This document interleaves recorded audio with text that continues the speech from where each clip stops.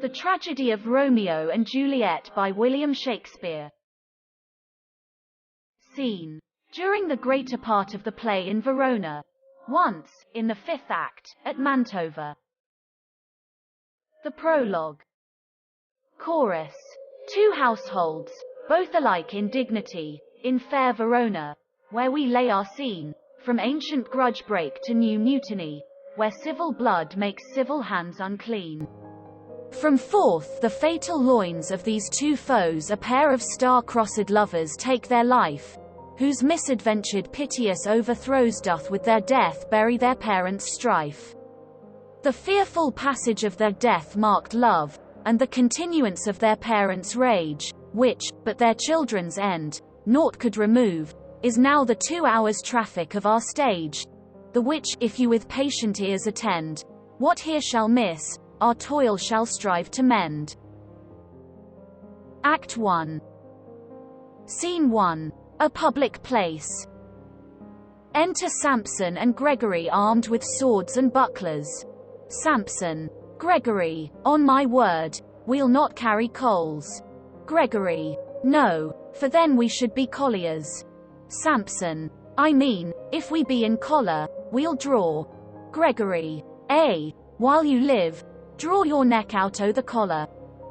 Samson: I strike quickly, being moved. Gregory: but thou art not quickly moved to strike. Samson: a dog of the house of Montague moves me. Gregory: to move is to stir, and to be valiant is to stand. Therefore, if thou art moved, thou runs it away.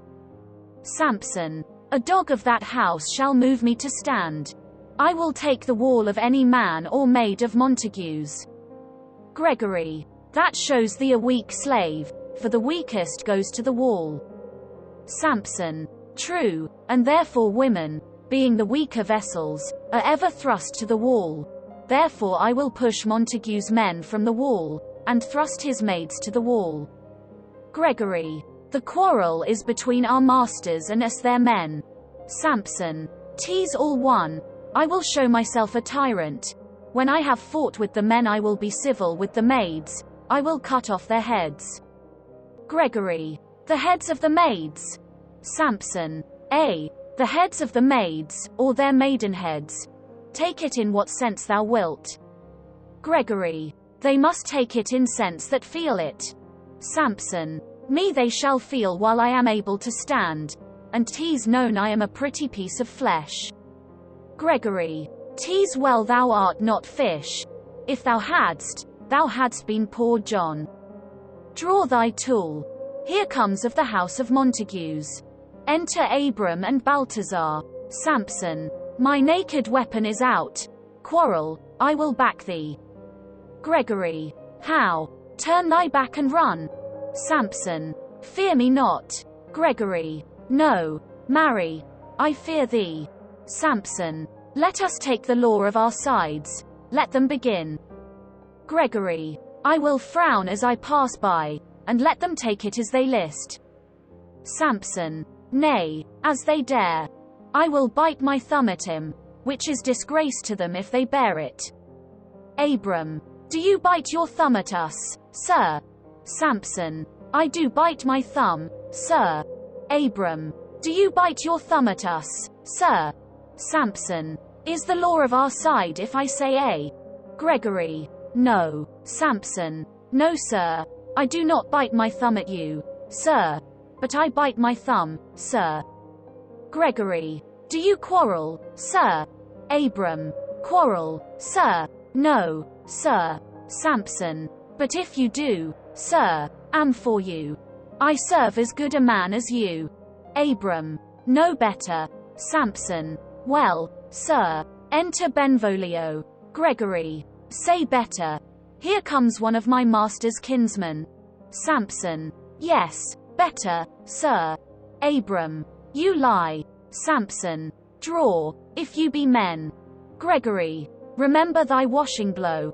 They fight. Benvolio. Part, fools. Put up your swords. You know not what you do. Enter Tybalt. Tybalt: what? Art thou drawn among these heartless hinds? Turn thee Benvolio, look upon thy death. Benvolio. I do but keep the peace, put up thy sword, or manage it to part these men with me. Tybalt. What? Drawn, and talk of peace. I hate the word as I hate hell, all Montagues, and thee. Have at thee, coward. Enter 3 or 4 citizens with clubs. First citizen. Clubs, bills and partisans. Strike. Beat him down. Down with the Capulets. Down with the Montagues. Capulet. What noise is this? Give me my long sword, ho! Lady Capulet. A crutch, a crutch. Why call you for a sword? Capulet. My sword, I say. Old Montague is come, and flourishes his blade in spite of me. Montague. Thou villain Capulet, hold me not, let me go. Lady Montague. Thou shalt not stir 1 foot to seek a foe. Enter Prince Escalus, with attendants. Prince. Rebellious subjects, enemies to peace, profaners of this neighbor-stained steel, will they not hear? What, ho, you men, you beasts, that quench the fire of your pernicious rage with purple fountains issuing from your veins, on pain of torture, from those bloody hands throw your mistempered weapons to the ground and hear the sentence of your moved prince. 3 civil brawls, bred of an airy word, by thee, old Capulet, and Montague, have thrice disturbed the quiet of our streets, and made Verona's ancient citizens cast by their grave beseeming ornaments, to wield old partisans, in hands as old, cankered with peace, to part your cankered hate. If ever you disturb our streets again, your lives shall pay the forfeit of the peace. For this time all the rest depart away. You, Capulet, shall go along with me, and Montague, come you this afternoon, to know our farther pleasure in this case, to Old Free Town, our common judgment place. Once more, on pain of death, all men depart. Exeunt Prince and attendants. Capulet, Lady Capulet, Tybalt, citizens and servants. Montague. Who set this ancient quarrel new abroach? Speak. Nephew, were you by when it began? Benvolio. Here were the servants of your adversary and yours, close fighting ere I did approach. I drew to part them, in the instant came the fiery Tybalt, with his sword prepared, which, as he breathed defiance to my ears, he swung about his head, and cut the winds, who nothing hurt withal, hissed him in scorn. While we were interchanging thrusts and blows came more and more, and fought on part and part, till the prince came, who parted either part. Lady Montague. Oh, where is Romeo? Saw you him today? Right glad I am he was not at this fray. Benvolio. Madam. An hour before the worshipped sun peered forth the golden window of the east, a troubled mind drave me to walk abroad, where underneath the grove of sycamore that westward rooteth from this city side, so early walking did I see your son. Towards him I made, but he was ware of me, and stole into the covert of the wood. I, measuring his affections by my own, which then most sought where most might not be found, being one too many by my weary self, pursued my humour, not pursuing his, and gladly shunned who gladly fled from me. Montague. Many a morning hath he there been seen, with tears augmenting the fresh morning's dew, adding to clouds more clouds with his deep sighs, but also soon as the all-cheering sun should in the farthest east begin to draw the shady curtains from Aurora's bed, away from light steals home my heavy son, and private in his chamber pens himself, shuts up his windows, locks fair daylight out and makes himself an artificial night. Black and portentous must this humour prove, unless good counsel may the cause remove. Benvolio. My noble uncle, do you know the cause? Montague. I neither know it nor can learn of him. Benvolio. Have you importuned him by any means? Montague. Both by myself and many other friends. But he, his own affection's counsellor, is to himself, I will not say how true, but to himself so secret and so close, so far from sounding and discovery, as is the bud bit with an envious worm ere he can spread his sweet leaves to the air, or dedicate his beauty to the sun. Could we but learn from whence his sorrows grow, we would as willingly give cure as no. Benvolio. See, where he comes. So please you step aside. I'll know his grievance or be much denied. Montague. I would thou wert so happy by thy stay to hear true shrift. Come, madam, let's away, exeunt Montague and Lady Montague. Benvolio. Good morrow, cousin. Romeo. Is the day so young?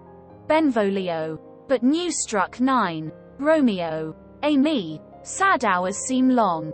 Was that my father that went hence so fast? Benvolio. It was. What sadness lengthens Romeo's hours? Romeo. Not having that which, having, makes them short. Benvolio. In love. Romeo. Out. Benvolio. Of love. Romeo. Out of her favor where I am in love. Benvolio. Alas that love so gentle in his view, should be so tyrannous and rough in proof. Romeo. Alas that love, whose view is muffled still, should, without eyes, see pathways to his will. Where shall we dine? O me, what fray was here? Yet tell me not, for I have heard it all. Here's much to do with hate, but more with love. Why, then, O brawling love? O loving hate, O anything, of nothing first create. O heavy lightness, serious vanity, misshapen chaos of well-seeming forms. Feather of lead, bright smoke, cold fire, sick health. Still waking sleep, that is not what it is. This love feel I, that feel no love in this. Dost thou not laugh? Benvolio. No cause, I rather weep. Romeo. Good heart, at what? Benvolio. At thy good heart's oppression. Romeo. Why such is love's transgression? Griefs of mine own lie heavy in my breast, which thou wilt propagate to have it pressed with more of thine. This love that thou hast shown doth add more grief to too much of mine own. Love is a smoke made with the fume of sighs, being purged, a fire sparkling in lovers' eyes, being vexed, a sea nourished with lovers' tears. What is it else? A madness most discreet, a choking gall, and a preserving sweet. Farewell, my cause. Going, Benvolio. Soft, I will go along, and if you leave me so, you do me wrong. Romeo. Tut, I have lost myself. I am not here. This is not Romeo, he's some other where. Benvolio. Tell me in sadness who is that you love? Romeo. What? Shall I groan and tell thee? Benvolio. Groan? Why, no. But sadly tell me who. Romeo. Bid a sick man in sadness make his will, a word ill-urged to one that is so ill. In sadness, cousin, I do love a woman. Benvolio. I aimed so near when I supposed you loved. Romeo. A right good markman, and she's fair I love. Benvolio. A right fair mark, fair cause, is soonest hit.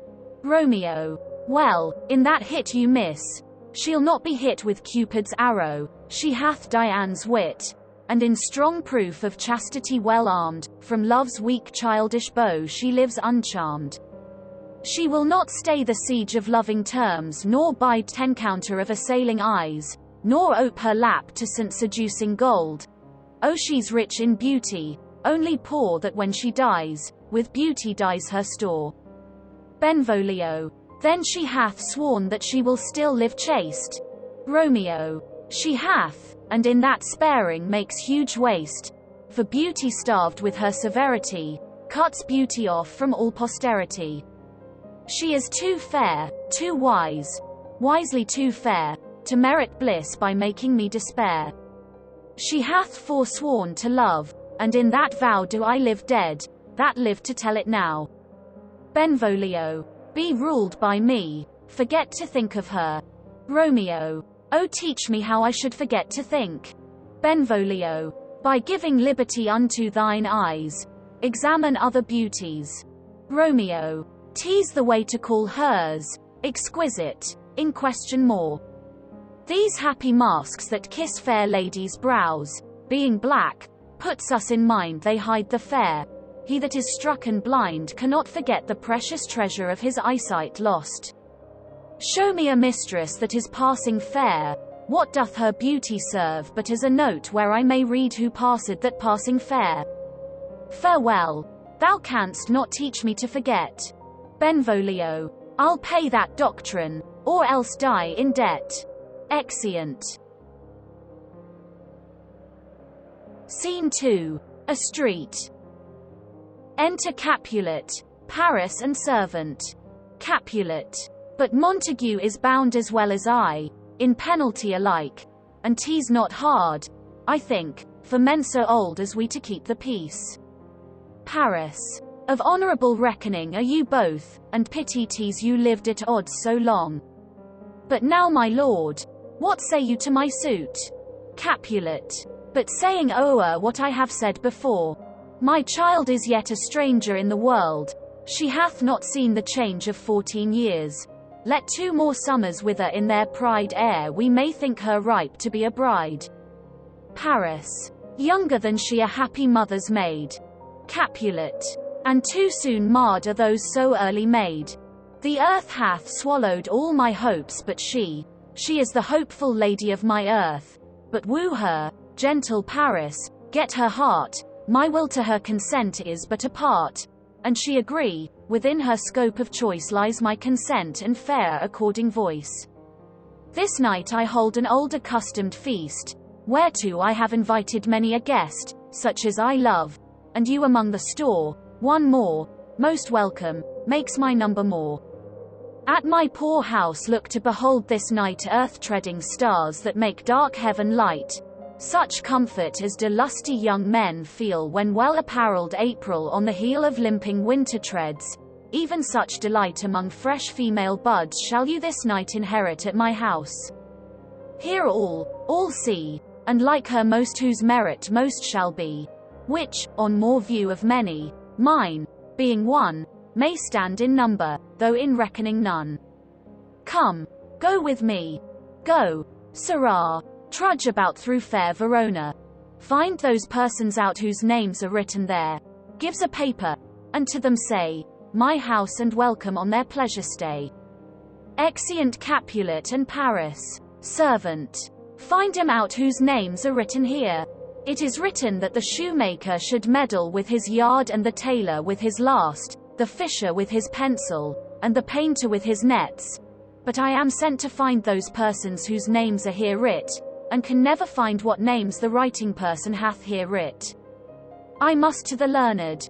In good time. Enter Benvolio and Romeo. Benvolio. Tut, man, one fire burns out another's burning, one pain is lessened by another's anguish.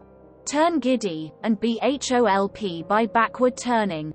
One desperate grief cures with another's languish. Take thou some new infection to thy eye, and the rank poison of the old will die. Romeo. Your plantain leaf is excellent for that. Benvolio. For what, I pray thee? Romeo. For your broken shin. Benvolio. Why, Romeo, art thou mad?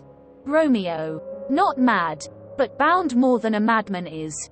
Shut up in prison, kept without my food, whipped and tormented and, God-den, good fellow. Servant. Go den. I pray, sir, can you read? Romeo. Mine own fortune in my misery. Servant. Perhaps you have learned it without book. But I pray, can you read anything you see? Romeo. If I know the letters and the language. Servant. Ye say honestly, rest you merry. Romeo. Stay, fellow, I can read. He reads the letter. Signor Martino and his wife and daughters, County Anselmo and his beauteous sisters, the lady widow of Utruvio, Signor Placentio and his lovely nieces, Mercutio and his brother Valentine, mine uncle Capulet, his wife, and daughters, my fair niece Rosalind and Livia, Signor Valencio and his cousin Tybalt, Lucio and the lively Helena. A fair assembly. Gives back the paper. Whither should they come? Servant. Up. Romeo. Whither to supper? Servant. To our house. Romeo. Whose house? Servant. My master's. Romeo. Indeed, I should have asked you that before. Servant. Now I'll tell you without asking. My master is the great rich Capulet, and if you be not of the house of Montagues, I pray come and crush a cup of wine. Rest you merry. Exit. Benvolio. At this same ancient feast of Capulets sups the fair Rosalind whom thou so loves it, with all the admired beauties of Verona. Go thither and with unattainted eye, compare her face with some that I shall show, and I will make thee think thy swan a crow. Romeo. When the devout religion of mine eye maintains such falsehood, then turn tears to fire, and these who, often drowned, could never die, transparent heretics, be burnt for liars. One fairer than my love. The all-seeing sun ne'er saw her match since first the world begun. Benvolio. Tut. You saw her fair, none else being by, herself poir'd with herself in either eye. But in that crystal scales let there be weighed your lady's love against some other maid that I will show you shining at this feast, and she shall scant show well that now shows best. Romeo. I'll go along, no such sight to be shown, but to rejoice in splendor of my own. Scene 3. Room in Capulet's house. Enter Lady Capulet and nurse. Lady Capulet. Nurse. Where's my daughter? Call her forth to me. Nurse. Now, by my maidenhead, at 12-year-old, I bade her come. What, lamb? What ladybird? God forbid. Where's this girl? What, Juliet? Enter Juliet. Juliet. How now? Who calls? Nurse. Your mother. Juliet. Madam, I am here. What is your will? Lady Capulet. This is the matter. Nurse. Give leave a while. We must talk in secret. Nurse. Come back again. I have remembered me. Thou's hear our counsel. Thou knowest my daughter's of a pretty age. Nurse. Faith. I can tell her age unto an hour. Lady Capulet. She's not 14. Nurse. I'll lay 14 of my teeth, and yet, to my teen be it spoken, I have but 4, she is not 14. How long is it now to Lammas tide? Lady Capulet. A fortnight and odd days. Nurse. Even or odd, of all days in the year, come Lammas eve at night shall she be 14. Susan and she, God rest all Christian souls, were of an age. Well, Susan is with God. She was too good for me. But as I said, on Lammas eve at night shall she be 14. That shall she, marry. I remember it well. 'Tis since the earthquake now 11 years, and she was weaned, I never shall forget it. Of all the days of the year, upon that day, for I had then laid wormwood to my dug, sitting in the sun under the dove-house wall, my lord and you were then at Mantova. Nay, I do bear a brain.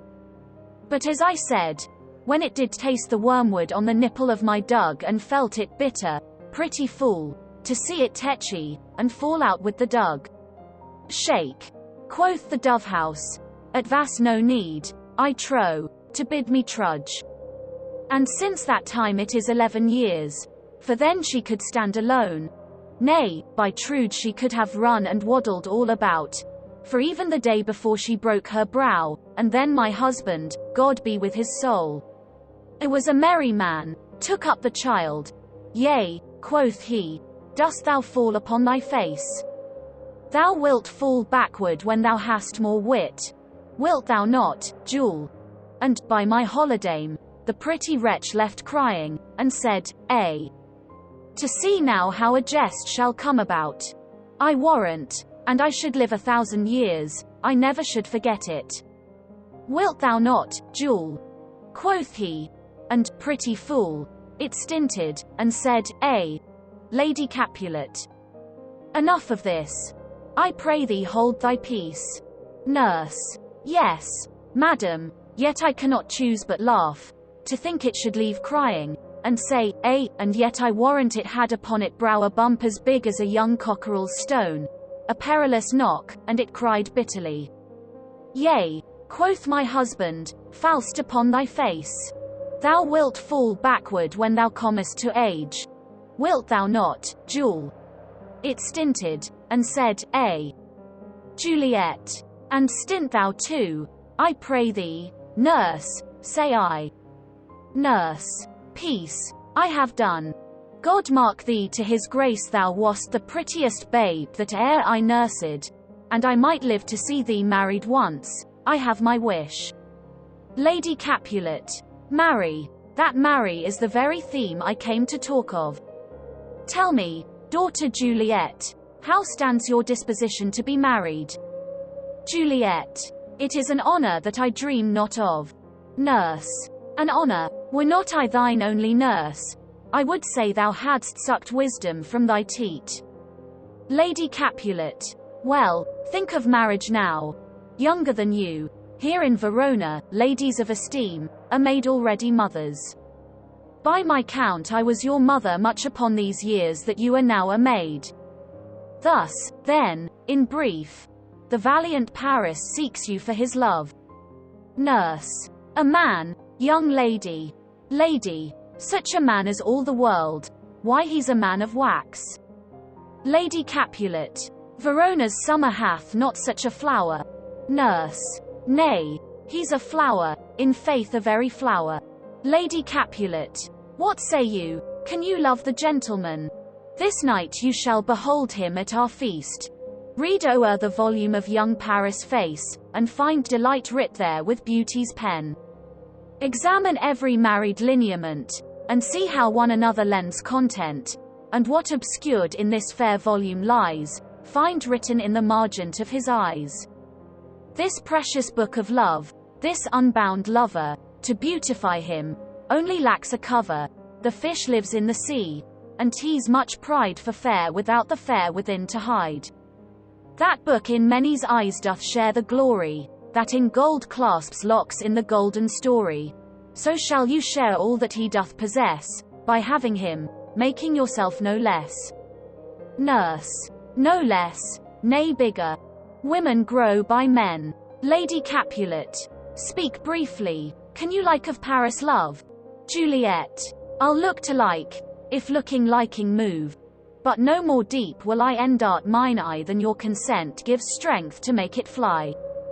Enter a servant. Servant. Madam, the guests are come, supper served up, you called, my young lady asked for, the nurse cursed in the pantry, and everything in extremity.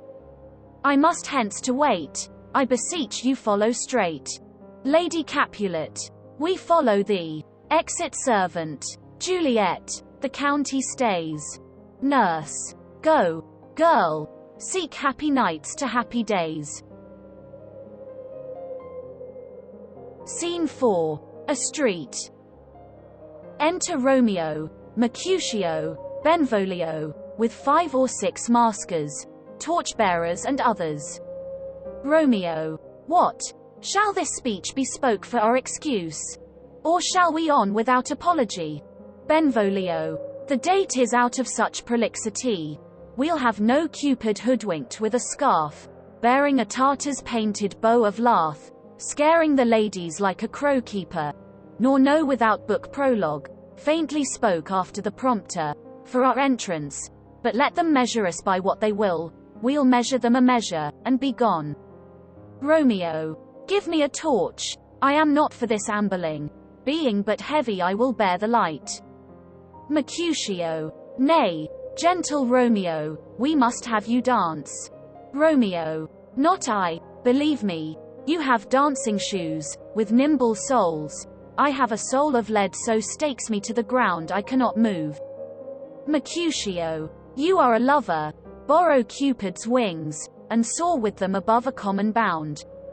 Romeo. I am too sore enpierced with his shaft to soar with his light feathers, and so bound, I cannot bound a pitch above dull woe. Under love's heavy burden do I sink. Mercutio. And, to sink in it, should you burden love, too great oppression for a tender thing. Romeo. Is love a tender thing? It is too rough, too rude, too boisterous, and it pricks like thorn. Mercutio. If love be rough with you, be rough with love. Prick love for pricking, and you beat love down. Give me a case to put my visage in, putting on a mask. A visor for a visor. What care I what curious eye doth quote deformities? Here are the beetle brows shall blush for me. Benvolio. Come, knock and enter. And no sooner in but every man betake him to his legs. Romeo. A torch for me. Let wantons, light of heart, tickle the senseless rushes with their heels. For I am proverbed with a grandsire phrase, I'll be a candle holder and look on, the game was ne'er so fair, and I am done. Mercutio. Tut! Done's the mouse, the constable's own word. If thou art done, we'll draw thee from the mire or save your reverence love, wherein thou stickest up to the ears. Come, we burn daylight, ho. Romeo. Nay, that's not so. Mercutio. I mean, sir, in delay we waste our lights in vain, lights by day. Take our good meaning, for our judgment sits 5 times in that air once in our 5 wits. Romeo. And we mean well in going to this mask, but 'tis no wit to go. Mercutio. Why, may one ask? Romeo. I dreamt a dream tonight. Mercutio. And so did I. Romeo. Well, what was yours? Mercutio. That dreamers often lie. Romeo. In bed asleep, while they do dream things true. Mercutio. Oh, then, I see Queen Mab hath been with you. She is the fairies' midwife, and she comes in shape no bigger than an agate stone on the forefinger of an alderman, drawn with a team of little atomies over men's noses as they lie asleep, her wagon spokes made of long spinners' legs, the cover, of the wings of grasshoppers, her traces, of the smallest spider's web, the collars, of the moonshine's watery beams, her whip of cricket's bone, the lash, of film, her wagoner, a small grey-coated gnat, not half so big as a round little worm pricked from the lazy finger of a maid. Her chariot is an empty hazelnut, made by the joiner squirrel or old grub. Time out, oh mind the fairies' coachmakers. And in this state she gallops night by night through lovers' brains, and then they dream of love. O'er courtiers' knees, that dream on curtsies straight. O'er lawyers' fingers, who straight dream on fees. O'er ladies' lips, who straight on kisses dream, which oft the angry Mab with blisters plagues, because their breaths with sweetmeats tainted are. Sometimes she gallops o'er a courtier's nose, and then dreams he of smelling out a suit. And sometime comes she with a tithe pig's tail, tickling a parson's nose as a lies asleep. Then dreams he of another benefice. Sometime she driveth o'er a soldier's neck, and then dreams he of cutting foreign throats, of breaches, ambuscados, Spanish blades, of healths 5 fathom deep. And then anon drums in his ear, at which he starts and wakes, and, being thus frighted, swears a prayer or 2, and sleeps again. This is that very Mab that plats the manes of horses in the night, and bakes the elf locks in foul sluttish hairs, which, once untangled, much misfortune bodes.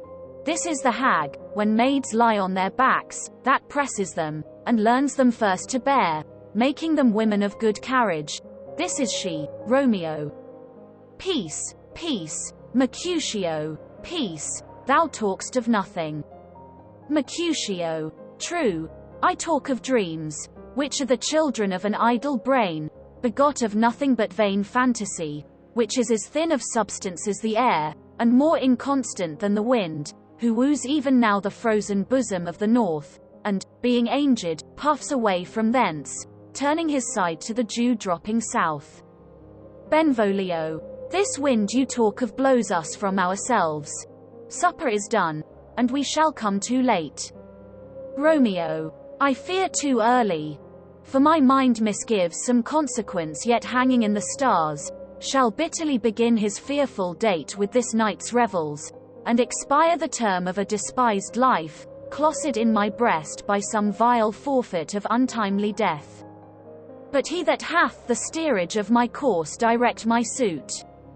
On, lusty gentlemen. Benvolio. Strike, drum. Scene 5. A hall in Capulet's house. Musicians waiting. Enter servants. First servant. Where's Potpan, that he helps not to take away? He shift a trencher, he scrape a trencher. Second servant. When good manners shall lie all in one or two men's hands, and they unwashed too, 'tis a foul thing. First servant. Away with the joined stools. Remove the court cupboard. Look to the plate. Good thou, save me a piece of marchpane, and as thou loves me, let the porter let in Susan Grindstone and Nell. Antony and Potpan. Second servant. Boy, ready. First servant. You are looked for and called for, asked for and sought for, in the great chamber. Second servant. We cannot be here and there too. Cheerly, boys. Be brisk a while, and the longer liver take all. Exeunt. Enter Capulet, and see. With the guests and gentlewomen to the maskers. Capulet. Welcome. Gentlemen, ladies that have their toes unplagued with corns will have a bout with you. Are my mistresses, which of you all will now deny to dance? She that makes dainty, she I'll swear hath corns. Am I come near ye now? Welcome, gentlemen. I have seen the day that I have worn a visor, and could tell a whispering tale in a fair lady's ear, such as would please. 'Tis gone, 'tis gone, 'tis gone. You are welcome, gentlemen. Come, musicians, play. A hall, give room. And foot it, girls. Music plays, and they dance. More light, you knaves. And turn the tables up, and quench the fire, the room is grown too hot. Ah sirrah, this unlooked for sport comes well. Nay sit, good cousin Capulet. For you and I are past our dancing days. How long is't now since last yourself and I were in a mask? Capulet's cousin. By lady, 30 years. Capulet. What, man, 'tis not so much. 'Tis not so much. 'Tis since the nuptial of Lucentio. Come Pentecost as quickly as it will, some 25 years, and then we masked. Capulet's cousin. 'Tis more, his son is elder, sir. His son is 30. Capulet. Will you tell me that? His son was but a ward 2 years ago. Romeo. What lady is that, which doth enrich the hand of yonder knight? Servant. I know not, sir. Romeo. Oh, she doth teach the torches to burn bright. It seems she hangs upon the cheek of night as a rich jewel in an Ethiop's ear. Beauty too rich for use, for earth too dear. So shows a snowy dove trooping with crows as yonder lady o'er her fellows shows. The measure done, I'll watch her place of stand, and touching hers, make blessed my rude hand. Did my heart love till now? Forswear it, sight, for I ne'er saw true beauty till this night. Tybalt. This by his voice, should be a Montague. Fetch me my rapier, boy. What, dares the slave come hither, covered with an antic face, to fleer and scorn at our solemnity? Now by the stock and honor of my kin, to strike him dead I hold it not a sin. Capulet. Why how now, kinsman? Wherefore storm you so? Tybalt. Uncle, this is a Montague, our foe. A villain that is hither come in spite, to scorn at our solemnity this night. Capulet. Young Romeo, is it? Tybalt. 'Tis he. that villain Romeo. Capulet. Content thee, gentle cause, let him alone, bears him like a portly gentleman. And, to say truth, Verona brags of him to be a virtuous and well-governed youth. I would not for the wealth of all the town here in my house do him disparagement. Therefore be patient, take no note of him, it is my will. The which if thou respect, show a fair presence and put off these frowns, an ill-beseeming semblance for a feast. Tybalt. It fits when such a villain is a guest, I'll not endure him. Capulet. He shall be endured. What, goodman boy, I say he shall. Go to. Am I the master here, or you? Go to. You'll not endure him. God shall mend my soul. You'll make a mutiny among my guests. You will set cock a hoop. You'll be the man. Tybalt. Why, uncle, 'tis a shame. Capulet. Go to, go to. You are a saucy boy. Is't so, indeed? This trick may chance to scathe you, I know what. You must contrary me, marry. 'Tis time. Well said. My hearts. You are a princox. Go. Be quiet, or, more light, for shame. I'll make you quiet. What, cheerly, my hearts. Tybalt. Patience perforce with wilful choler meeting makes my flesh tremble in the different greeting. I will withdraw. But this intrusion shall, now seeming sweet, convert to bitter gall. Exit. Romeo. To Juliet. If I profane with my unworthiest hand this holy shrine, the gentle sin is this, my lips, two blushing pilgrims, ready stand to smooth that rough touch with a tender kiss. Juliet. Good pilgrim, you do wrong your hand too much, which mannerly devotion shows in this. For saints have hands that pilgrims' hands do touch, and palm to palm is holy palmer's kiss. Romeo. Have not saints lips, and holy palmers too? Juliet. Pilgrim. Lips that they must use in prayer. Romeo. Oh, then, dear saint, let lips do what hands do. They pray, grant thou, lest faith turn to despair. Juliet. Saints do not move, though grant for prayer's sake. Romeo. Then move not while my prayer's effect I take. Thus from my lips, by thine my sin is purged. Kissing her. Juliet. Then have my lips the sin that they have took. Romeo. Sin from my lips? O trespass sweetly urged, give me my sin again. Juliet. You kiss by the book. Nurse. Madam. Your mother craves a word with you. Romeo. What is her mother? Nurse. Marry. Bachelor. Her mother is the lady of the house, and a good lady, and a wise and virtuous. I nursed her daughter that you talked withal. I tell you, he that can lay hold of her shall have the chinks. Romeo. Is she a Capulet? O dear account. My life is my foe's debt. Benvolio. Away. Be gone.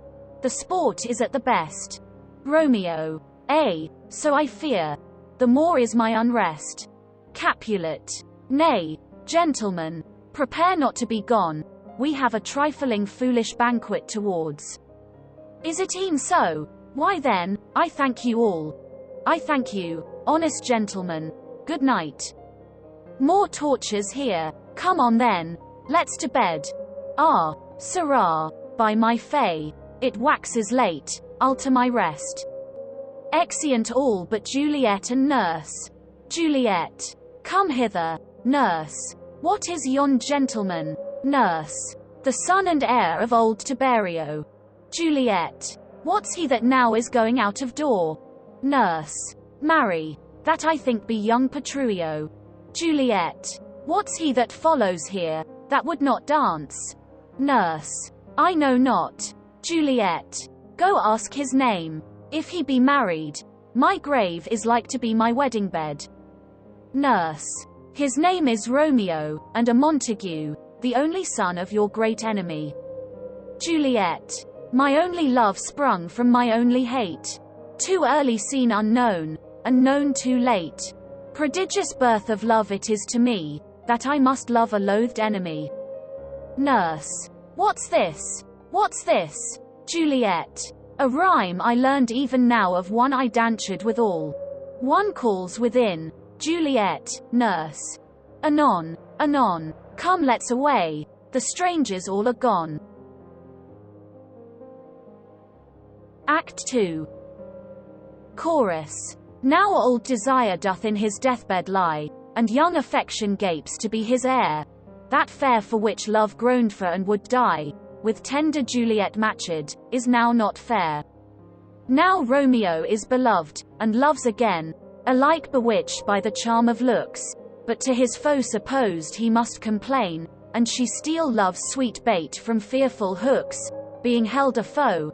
He may not have access to breathe such vows as lovers use to swear, and she is much in love, her means much less to meet her new beloved anywhere. But passion lends them power, time means, to meet, tempering extremities with extreme sweet. Scene 1. An open place adjoining Capulet's garden. Enter Romeo. Romeo. Can I go forward when my heart is here? Turn back, dull earth, and find thy center out.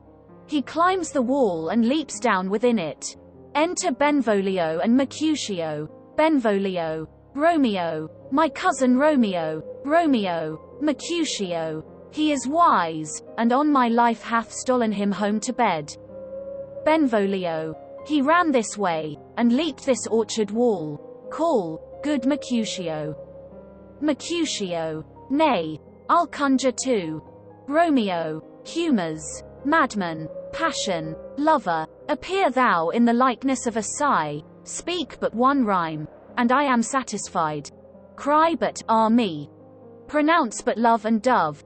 Speak to my gossip Venus one fair word, one nickname for her purblind son and heir, young Abraham Cupid, he that shot so trim when King Cophetua loved the beggar maid. He heareth not, he stirreth not, he moveth not. The ape is dead, and I must conjure him. I conjure thee by Rosalind's bright eyes, by her high forehead and her scarlet lip, by her fine foot, straight leg, and quivering thigh, and the domains that there adjacent lie, that in thy likeness thou appear to us. Benvolio. And if he hear thee, thou wilt anger him. Mercutio. This cannot anger him. 'Twould anger him to raise a spirit in his mistress' circle, of some strange nature, letting it there stand till she had laid it, and conjured it down, that was some spite. My invocation is fair and honest, and, in his mistress' name, I conjure only but to raise up him. Benvolio. Come, he hath hid himself among these trees to be consorted with the humorous night. Blind is his love, and best befits the dark. Mercutio. If love be blind, love cannot hit the mark. Now will he sit under a medlar tree, and wish his mistress were that kind of fruit as maids call medlars when they laugh alone. O Romeo, that she were, oh that she were an open arse and thou a poperine pear. Romeo. Good night. I'll to my truckle bed. This field bed is too cold for me to sleep. Come, shall we go? Benvolio. Go then. For 'tis in vain to seek him here that means not to be found. Scene 2. Capulet's garden. Enter Romeo. Romeo.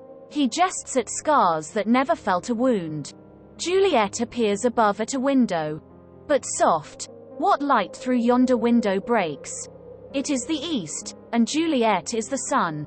Arise, fair sun, and kill the envious moon, who is already sick and pale with grief, that thou her maid art far more fair than she.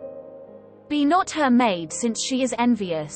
Her vestal livery is but sick and green, and none but fools do wear it.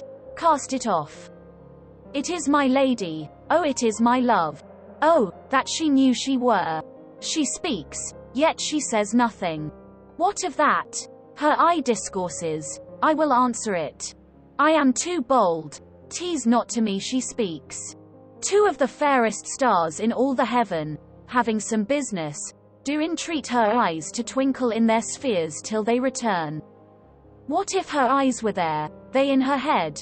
The brightness of her cheek would shame those stars, as daylight doth a lamp. Her eyes in heaven would through the airy region stream so bright that birds would sing and think it were not night. See how she leans her cheek upon her hand. Oh, that I were a glove upon that hand, that I might touch that cheek. Juliet. Me. Romeo. She speaks. Oh, speak again, bright angel, for thou art as glorious to this night, being o'er my head, as is a winged messenger of heaven unto the white upturned wondering eyes of mortals that fall back to gaze on him when he bestrides the lazy puffing clouds and sails upon the bosom of the air. Juliet. O Romeo, Romeo, wherefore art thou Romeo? Deny thy father and refuse thy name. Or if thou wilt not, be but sworn my love, and I'll no longer be a Capulet.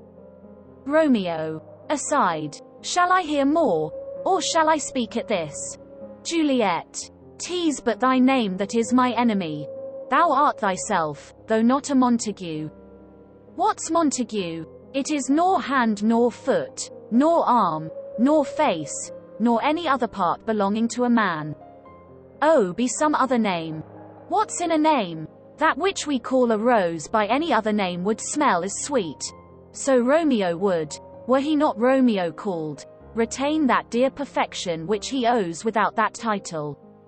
Romeo, doff thy name, and for thy name, which is no part of thee, take all myself. Romeo. I take thee at thy word. Call me but love, and I'll be new baptized, henceforth I never will be Romeo. Juliet. What man art thou that, thus bescreened in night so stumblest on my counsel? Romeo. By a name I know not how to tell thee who I am. My name, dear sunt, is hateful to myself, because it is an enemy to thee. Had I it written, I would tear the word.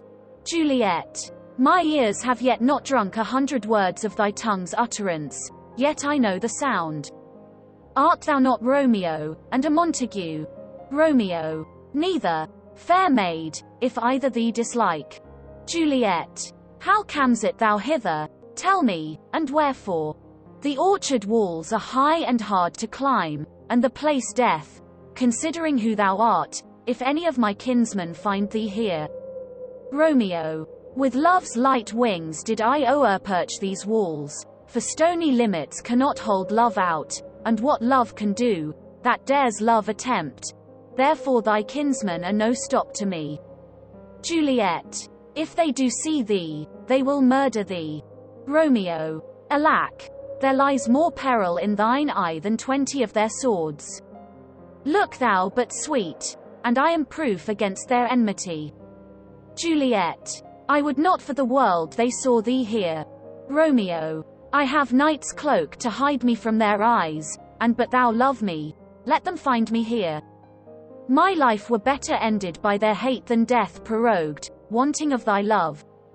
Juliet. By whose direction found's it thou out this place? Romeo. By love, that first did prompt me to inquire. He lent me counsel, and I lent him eyes. I am no pilot. Yet wert thou as far as that vast shore washed with the farthest sea, I should adventure for such merchandise. Juliet. Thou knowest the mask of night is on my face, else would a maiden blush bepaint my cheek for that which thou hast heard me speak tonight. Fain would I dwell on form, fain deny what I have spoke, but farewell compliment. Dost thou love me? I know thou wilt say ay, and I will take thy word. Yet, if thou swears it, thou mayst prove false. At lovers' perjuries, they say Jove laughs. O gentle Romeo, if thou dost love, pronounce it faithfully. Or if thou thinkest I am too quickly won, I'll frown and be perverse, and say thee nay, so thou wilt woo. But else, not for the world. In truth, fair Montague, I am too fond, and therefore thou mayst think my behaviour light. But trust me, gentlemen, I'll prove more true than those that have more cunning to be strange. I should have been more strange, I must confess, but that thou overheardst it, ere I was, where, my true love passion. Therefore pardon me, and not impute this yielding to light love, which the dark night hath so discovered. Romeo. Lady, by yonder blessed moon I vow, that tips with silver all these fruit tree tops. Juliet. O swear not by the moon, teen constant moon, that monthly changes in her circled orb, lest that thy love prove likewise variable. Romeo. What shall I swear by? Juliet. Do not swear at all. Or if thou wilt, swear by thy gracious self, which is the god of my idolatry, and I'll believe thee. Romeo. If my heart's dear love, Juliet. Well, do not swear. Although I joy in thee, I have no joy of this contract tonight. It is too rash, too unadvised, too sudden, too like the lightning, which doth cease to be ere one can say it lightens. Sweet, good night. This bud of love, by summer's ripening breath, may prove a beauteous flower when next we meet. Good night, good night. As sweet repose and rest come to thy heart as that within my breast. Romeo.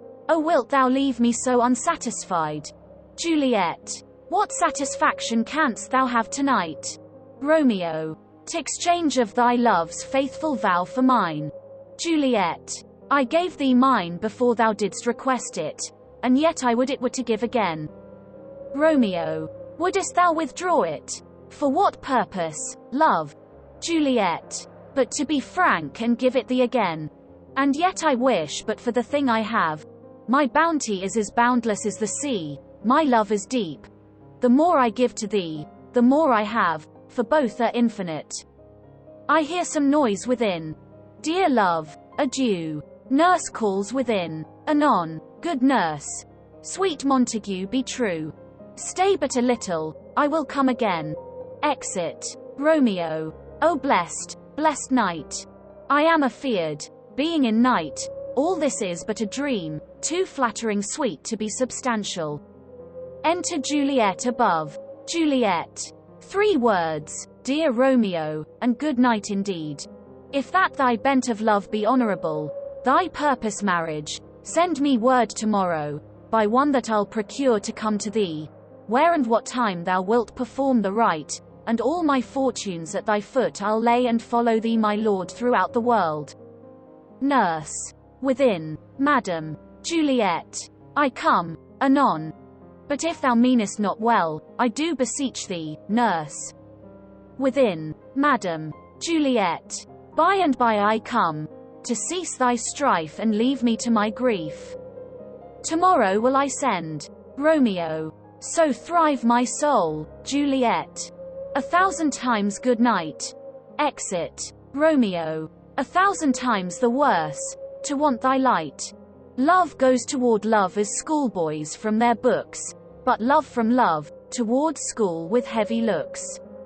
Retiring slowly, re-enter Juliet, above. Juliet. Hist. Romeo. Hist. Oh, for a falconer's voice to lure this tassel gentle back again. Bondage is hoarse and may not speak aloud, else would I tear the cave where echo lies, and make her airy tongue more hoarse than mine with repetition of my Romeo's name. Romeo. It is my soul that calls upon my name. How silver sweet sound lovers' tongues by night, like softest music to attending ears. Juliet. Romeo. Romeo. My NYAS. Juliet. What o'clock tomorrow shall I send to thee? Romeo. By the hour of 9. Juliet. I will not fail. 'Tis 20 years till then. I have forgot why I did call thee back. Romeo. Let me stand here till thou remember it. Juliet. I shall forget. To have thee still stand there, remembering how I love thy company. Romeo. And I'll still stay, to have thee still forget, forgetting any other home but this. Juliet. 'Tis almost morning. I would have thee gone, and yet no farther than a wanton's bird, that lets it hop a little from her hand, like a poor prisoner in his twisted gyves, and with a silk thread plucks it back again, so loving jealous of his liberty. Romeo, I would I were thy bird. Juliet, sweet, so would I. Yet I should kill thee with much cherishing. Good night, good night. Parting is such sweet sorrow that I shall say good night till it be morrow. Exit. Romeo, sleep dwell upon thine eyes, peace in thy breast. Would I were sleep and peace, so sweet to rest. The grey-eyed morn smiles on the frowning night, checkering the eastern clouds with streaks of light, and darkness fleckled like a drunkard reels from fourth day's pathway, made by Titan's wheels. Hence will I to my ghostly sire's cell, his help to crave and my dear hap to tell. Scene 3. Friar Lawrence's cell. Enter Friar Lawrence with a basket. Friar Lawrence. Now, ere the sun advance his burning eye, the day to cheer, and night's dank dew to dry, I must upfill this osier cage of ours with baleful weeds and precious juiced flowers. The earth that's nature's mother, is her tomb. What is her burying grave, that is her womb, and from her womb children of divers kind we sucking on her natural bosom find. Many for many virtues excellent, none but for some, and yet all different. Oh, mickle is the powerful grace that lies in plants, herbs, stones, and their true qualities. For naught so vile that on the earth doth live but to the earth some special good doth give, nor aught so good but, strained from that fair use, revolts from true birth, stumbling on abuse. Virtue itself turns vice being misapplied, and vice sometimes by action dignified. Enter Romeo. Within the infant rind of this weak flower poison hath residence, and medicine power. For this, being smelt, with that part cheers each part. Being tasted, slays all senses with the heart. Two such opposed kings encamp them still in man as well as herbs, grace and rude will. And where the water is predominant, full soon the canker death eats up that plant. Romeo. Good morrow, father. Friar Lawrence. Benedicite. What early tongue so sweet saluteth me? Young son, it argues a distempered head so soon to bid good morrow to thy bed. Care keeps his watch in every old man's eye, and where care lodges sleep will never lie. But where unbruised youth with unstuffed brain doth couch his limbs, there golden sleep doth reign. Therefore thy earliness doth me assure thou art uproused with some distemperature, or if not so, then here I hit it right, our Romeo hath not been in bed tonight. Romeo. That last is true. The sweeter rest was mine. Friar Lawrence. God pardon sin. Wast thou with Rosaline? Romeo. With Rosaline, my ghostly father? No. I have forgot that name, and that name's woe.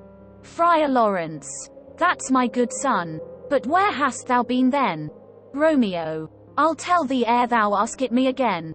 I have been feasting with mine enemy, where on a sudden one hath wounded me that's by me wounded.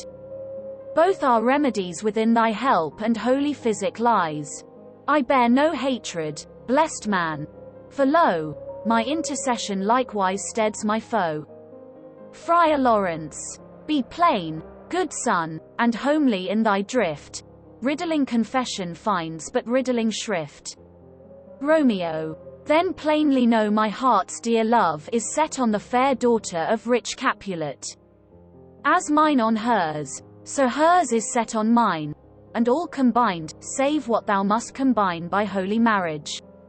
When, and where, and how we met, we wooed, and made exchange of vow, I'll tell thee as we pass, but this I pray, that thou consent to marry us today. Friar Lawrence. Holy St. Francis, what a change is here!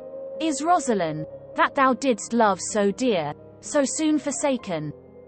Young men's love then lies not truly in their hearts, but in their eyes.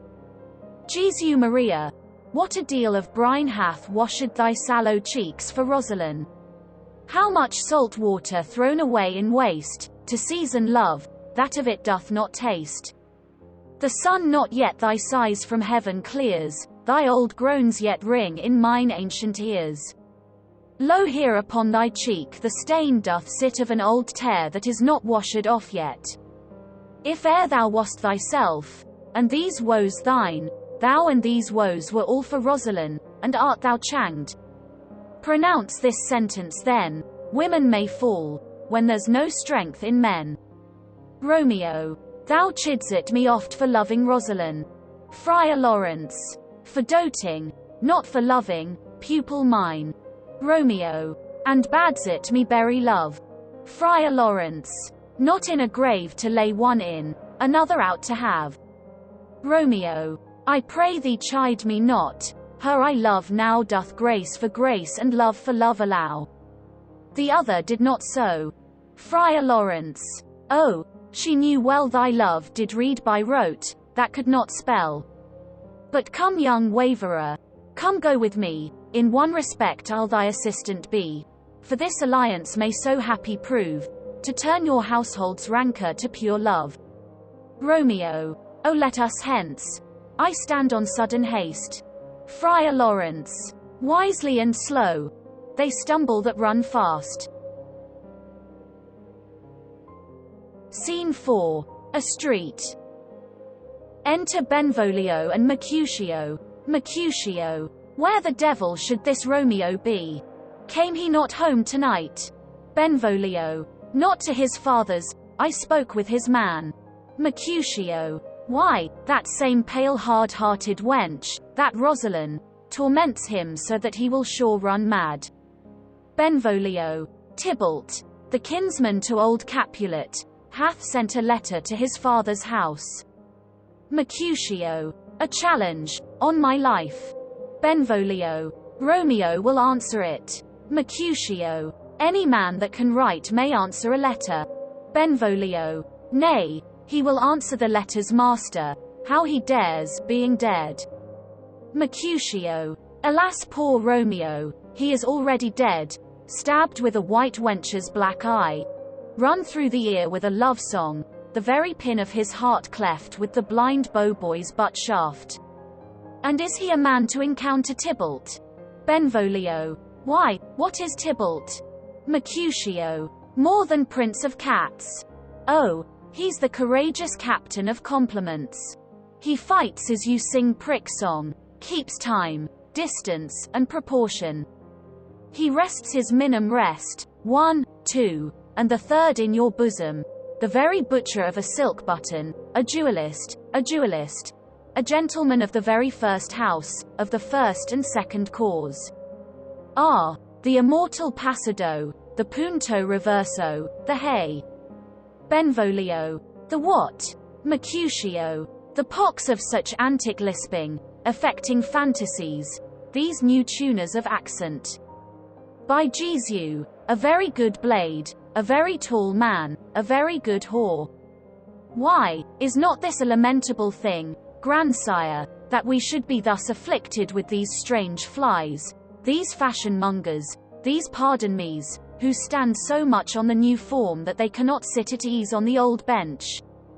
Oh, their bones, their bones. Enter Romeo. Benvolio, here comes Romeo, here comes Romeo. Mercutio, without his roe, like a dried herring. O flesh, flesh, how art thou fishified? Now is he for the numbers that Petrarch flowed in.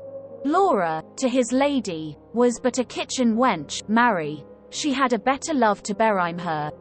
Dido a dowdy, Cleopatra a gypsy, Helen and Hero hildings and harlots, Thisbe a grey eye or sir, but not to the purpose. Sign your Romeo, bonjour, there's a French salutation to your French slop. You gave us the counterfeit fairly last night. Romeo, good morrow to you both. What counterfeit did I give you? Mercutio, the slip, sir, the slip. Can you not conceive? Romeo, pardon. Good Mercutio, my business was great, and in such a case as mine a man may strain courtesy. Mercutio, that's as much as to say, Such a case as yours constrains a man to bow in the hams. Romeo. Meaning, to curtsy. Mercutio. Thou hast most kindly hit it. Romeo. A most courteous exposition. Mercutio. Nay, I am the very pink of courtesy. Romeo. Pink for flower. Mercutio. Right. Romeo. Why, then is my pump well flowered. Mercutio. Sure wit. Follow me this jest now, till thou hast worn out thy pump, that when the single soul of it is worn, the jest may remain after the wearing, solely singular. Romeo. O single-souled jest, solely singular for the singleness. Mercutio. Come between us, good Benvolio, my wits faint. Romeo. Swits and spurs, or I'll cry a match. Mercutio. Nay, if thy wits run the wild goose chase, I am done. For thou hast more of the wild goose in one of thy wits, than I am sure I have in my whole 5. Was I with you there for the goose? Romeo. Thou wast never with me for anything, when thou wast not there for the goose. Mercutio. I will bite thee by the ear for that jest. Romeo. Nay, good goose, bite not. Mercutio. Thy wit is a very bitter sweeting, it is a most sharp sauce. Romeo. And is it not then well served into a sweet goose? Mercutio. Oh, here's a wit of Cheverel, that stretches from an inch narrow to an ell broad. Romeo. I stretch it out for that word broad, which added to the goose, proves thee far and wide a broad goose. Mercutio. Why, is not this better now than groaning for love? Now art thou sociable, now art thou Romeo. Not art thou what thou art, by art as well as by nature. For this drivelling love is like a great natural, that runs lolling up and down to hide his bauble in a hole. Benvolio. Stop there, stop there. Mercutio. Thou desirest me to stop in my tale against the hair. Benvolio. Thou wouldst else have made thy tale large. Mercutio. Oh, thou art deceived. I would have made it short, for I was come to the whole depth of my tale, and meant indeed to occupy the argument no longer. Enter nurse and Peter. Romeo. Here's goodly gear. A sail, a sail. Mercutio. 2. A shirt and a smock. Nurse. Peter. Anon. Nurse. My fan. Peter. Mercutio. Good Peter. To hide her face, for her fan's the fairer face.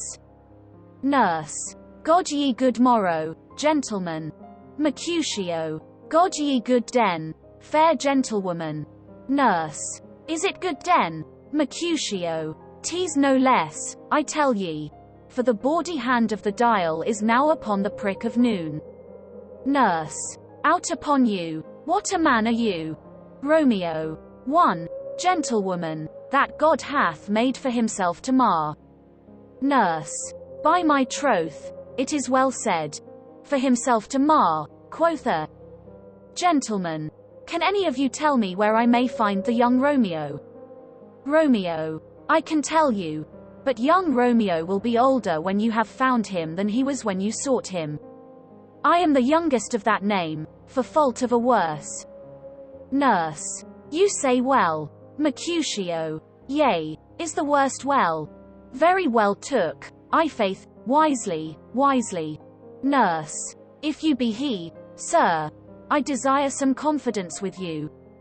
Benvolio. She will endite him to some supper. Mercutio. Aboard. So ho, Romeo. What hast thou found? Mercutio. No hair, sir.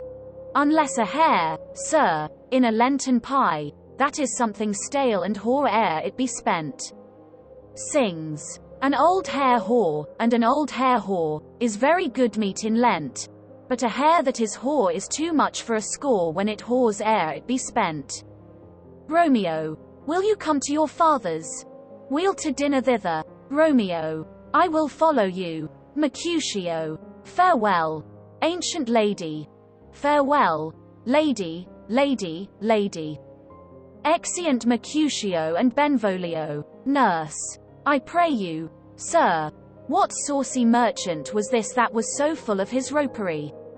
Romeo. A gentleman, nurse, that loves to hear himself talk, and will speak more in a minute than he will stand to in a month.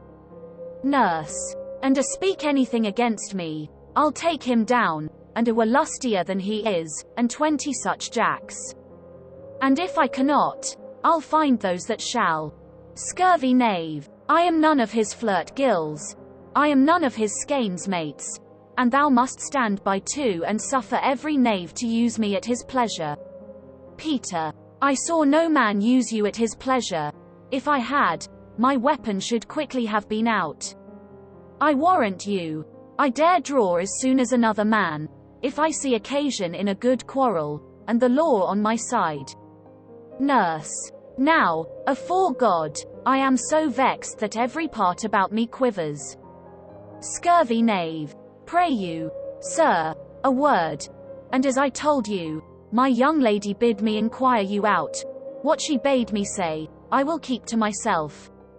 But first let me tell ye, if ye should lead her in a fool's paradise, as they say, it were a very gross kind of behavior, as they say, for the gentlewoman is young.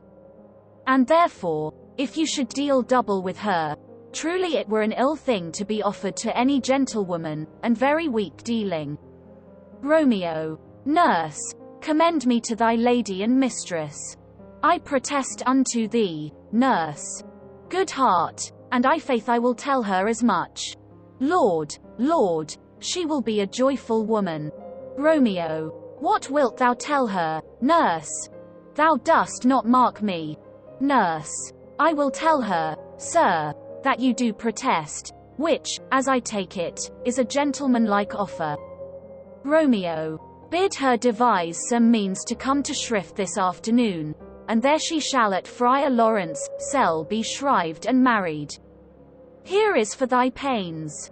Nurse. No truly, sir, not a penny. Romeo. Go to. I say you shall. Nurse. This afternoon, sir. Well, she shall be there.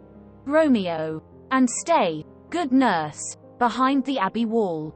Within this hour my man shall be with thee, and bring thee cords made like a tackled stair, which to the high topgallant of my joy must be my convoy in the secret night. Farewell. Be trusty, and I'll quit thy pains. Farewell. Commend me to thy mistress. Nurse. Now God in heaven bless thee. Hark you, sir. Romeo. What says it thou, my dear nurse? Nurse. Is your man secret? Did you ne'er hear say, two may keep counsel, putting one away? Romeo. I warrant thee my man's as true as steel.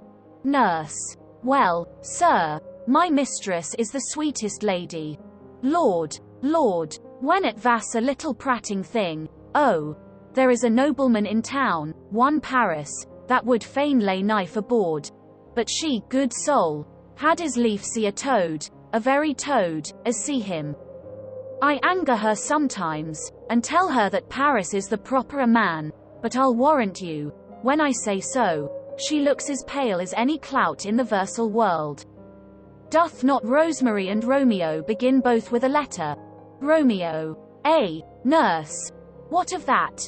Both with an R. Nurse. R. Mocker. That's the dog's name. R is for the, no. I know it begins with some other letter, and she hath the prettiest sententious of it, of you and Rosemary, that it would do you good to hear it. Romeo. Commend me to thy lady. Nurse. 1,000 times. Peter. Exit Romeo. Peter. Anon. Nurse. Before and apace. Scene 5. Capulet's garden. Enter Juliet. Juliet. The clock struck 9 when I did send the nurse. In half an hour she promised to return. Perchance she cannot meet him. That's not so. Oh, she is lame. Love's heralds should be thoughts, which 10 times faster glides than the sun's beams, driving back shadows over lowering hills. Therefore do nimble pinioned doves draw love, and therefore hath the wind swift Cupid wings. Now is the sun upon the highmost hill of this day's journey, and from 9 till 12 is 3 long hours, yet she is not come. Had she affections and warm youthful blood, she'd be as swift in motion as a ball. My words would bandy her to my sweet love, and his to me. But old folks, many fain as they were dead, unwieldy, slow, heavy and pale as lead. Enter nurse and Peter. O God, she comes. O honey nurse, what news? Hast thou met with him? Send thy man away. Nurse. Peter. Stay at the gate. Exit Peter. Juliet. Now, good sweet nurse, O Lord, why look'st thou sad? Though news be sad, yet tell them merrily. If good, thou shams it the music of sweet news by playing it to me with so sour a face. Nurse. I am a-weary. Give me leave a while. Fie, how my bones ache. What a jaunt have I had. Juliet. I would thou hadst my bones, and I thy news. Nay come, I pray thee speak. Good nurse, speak. Nurse. Jesu, what haste? Can you not stay a while? Do you not see that I am out of breath? Juliet. How art thou out of breath, when thou hast breath to say to me that thou art out of breath? The excuse that thou dost make in this delay is longer than the tale thou dost excuse. Is thy news good or bad? Answer to that. Say either, and I'll stay the circumstance. Let me be satisfied. Is't good or bad? Nurse. Well, you have made a simple choice. You know not how to choose a man. Romeo. No, not he. Though his face be better than any man's, yet his leg excels all men's, and for a hand and a foot, and a body, though they be not to be talked on, yet they are past compare. He is not the flower of courtesy, but I'll warrant him as gentle as a lamb. Go thy ways, wench, serve God. What, have you dined at home? Juliet. No, but all this did I know before. What says he of our marriage? What of that? Nurse. Lord, how my head aches. What a head have I. It beats as it would fall in 20 pieces. My back o' t'other side. Oh my back, my back. Beshrew your heart for sending me about to catch my death with jauncing up and down. Juliet. I am sorry that thou art not well. Sweet nurse. Tell me, what says my love?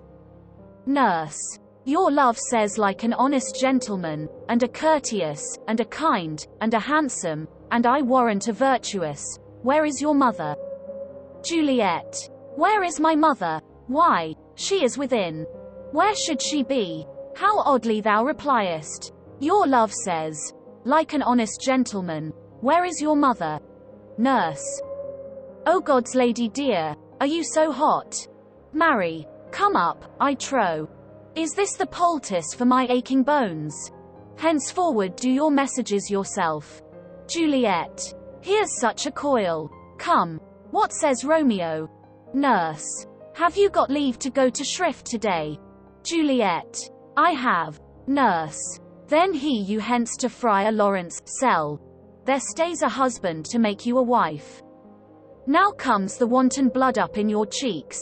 They'll be in scarlet straight at any news. Hie you to church. I must another way, to fetch a ladder by the which your love must climb a bird's nest soon when it is dark. I am the drudge, and toil in your delight, but you shall bear the burden soon at night. Go, I'll to dinner. Hie you to the cell. Juliet. He to high fortune. Honest nurse, farewell. Scene 6. Friar Lawrence's cell. Enter Friar Lawrence and Romeo. Friar Lawrence. So smile the heavens upon this holy act that after hours with sorrow chide us not. Romeo. Amen. Amen. But come what sorrow can, it cannot countervail the exchange of joy that one short minute gives me in her sight. Do thou but close our hands with holy words, then love devouring death do what he dare, it is enough I may but call her mine. Friar Lawrence. These violent delights have violent ends, and in their triumph die, like fire and powder, which as they kiss consume. The sweetest honey is loathsome in his own deliciousness, and in the taste confounds the appetite. Therefore love moderately. Long love doth so. Too swift arrives as tardy as too slow. Enter Juliet. Here comes the lady. Oh, so light a foot will ne'er wear out the everlasting flint. A lover may bestride the gossamers that idles in the wanton summer air and yet not fall, so light is vanity. Juliet. Good even to my ghostly confessor. Friar Lawrence. Romeo shall thank thee, daughter, for us both. Juliet. As much to him, else is his thanks too much. Romeo. Ah, Juliet, if the measure of thy joy be heaped like mine, and that thy skill be more to blazon it, then sweeten with thy breath this neighbor air, and let rich music's tongue unfold the imagined happiness that both receive in either by this dear encounter. Juliet. Conceit more rich in matter than in words, brags of his substance, not of ornament. They are but beggars that can count their worth, but my true love is grown to such excess, I cannot sum up some of half my wealth. Friar Lawrence. Come, come with me, and we will make short work, for, by your leaves, you shall not stay alone till Holy Church incorporate two in one. Act 3. Scene 1. A public place. Enter Mercutio, Benvolio, page and servants. Benvolio. I pray thee, good Mercutio, let's retire. The day is hot, the Capulets abroad, and if we meet, we shall not scape a brawl, for now these hot days, is the mad blood stirring. Mercutio. Thou art like one of these fellows that, when he enters the confines of a tavern, claps me his sword upon the table, and says, God send me no need of thee, and by the operation of the second cup draws him on the draw, when indeed there is no need. Benvolio. Am I like such a fellow? Mercutio. Come, come, thou art as hot a jack in thy mood as any in Italy, and as soon moved to be moody, and as soon moody to be moved. Benvolio. And what two? Mercutio. Nay, and there were two such, we should have none shortly, for one would kill the other. Thou? Why, thou wilt quarrel with a man that hath a hair more or a hair less in his beard than thou hast. Thou wilt quarrel with a man for cracking nuts, having no other reason but because thou hast hazel eyes. What eye but such an eye would spy out such a quarrel? Thy head is as full of quarrels as an egg is full of meat, and yet thy head hath been beaten as addle as an egg for quarreling. Thou hast quarrelled with a man for coughing in the street, because he hath wakened thy dog that hath lain asleep in the sun. Didst thou not fall out with a tailor for wearing his new doublet before Easter? With another for tying his new shoes with an old riband? And yet thou wilt tutor me from quarrelling. Benvolio. And I were so apt to quarrel as thou art, any man should buy the fee simple of my life for an hour and a quarter. Mercutio. The fee simple, O simple, enter Tybalt and others. Benvolio. By my head, here comes the Capulets. Mercutio. By my heel, I care not. Tybalt. Follow me close, for I will speak to them. Gentlemen, good den. A word with one of you. Mercutio. And but one word with one of us. Couple it with something. Make it a word and a blow. Tybalt. You shall find me apt enough to that, sir, and you will give me occasion. Mercutio. Could you not take some occasion without giving? Tybalt. Mercutio. Thou consortest with Romeo. Mercutio. Consort. What? Dost thou make us minstrels? And thou make minstrels of us? look to hear nothing but discords. Here's my fiddlestick. Here's that shall make you dance. Zounds, consort. Benvolio. We talk here in the public haunt of men. Either withdraw unto some private place, and reason coldly of your grievances, or else depart. Here all eyes gaze on us. Mercutio. Men's eyes were made to look, and let them gaze. I will not budge for no man's pleasure, I. Enter Romeo. Tybalt. Well, peace be with you, sir, here comes my man. Mercutio. But I'll be hanged, sir, if he wear your livery. Marry. Go before to field, he'll be your follower. Your worship in that sense may call him man. Tybalt. Romeo. The love I bear thee can afford no better term than this. Thou art a villain. Romeo. Tybalt. The reason that I have to love thee doth much excuse the appertaining rage to such a greeting. Villain am I none, therefore farewell. I see thou knows it me not. Tybalt. Boy, this shall not excuse the injuries that thou hast done me, therefore turn and draw. Romeo. I do protest I never injured thee, but love thee better than thou canst devise till thou shalt know the reason of my love. And so good Capulet, which name I tender as dearly as mine own, be satisfied. Mercutio. O calm, dishonorable, vile submission. Draws. Alla Stoccata carries it away. Tybalt. You rat catcher, will you walk? Tybalt. What wouldst thou have with me? Mercutio. Good king of cats. Nothing but one of your 9 lives. That I mean to make bold withal, and, as you shall use me hereafter, dry beat the rest of the 8. Will you pluck your sword out of his pilcher by the ears? Make haste, lest mine be about your ears ere it be out. Tybalt. Drawing. I am for you. Romeo. Gentle Mercutio, put thy rapier up. Mercutio. Come, sir, your passado. They fight. Romeo. Draw. Benvolio. Beat down their weapons.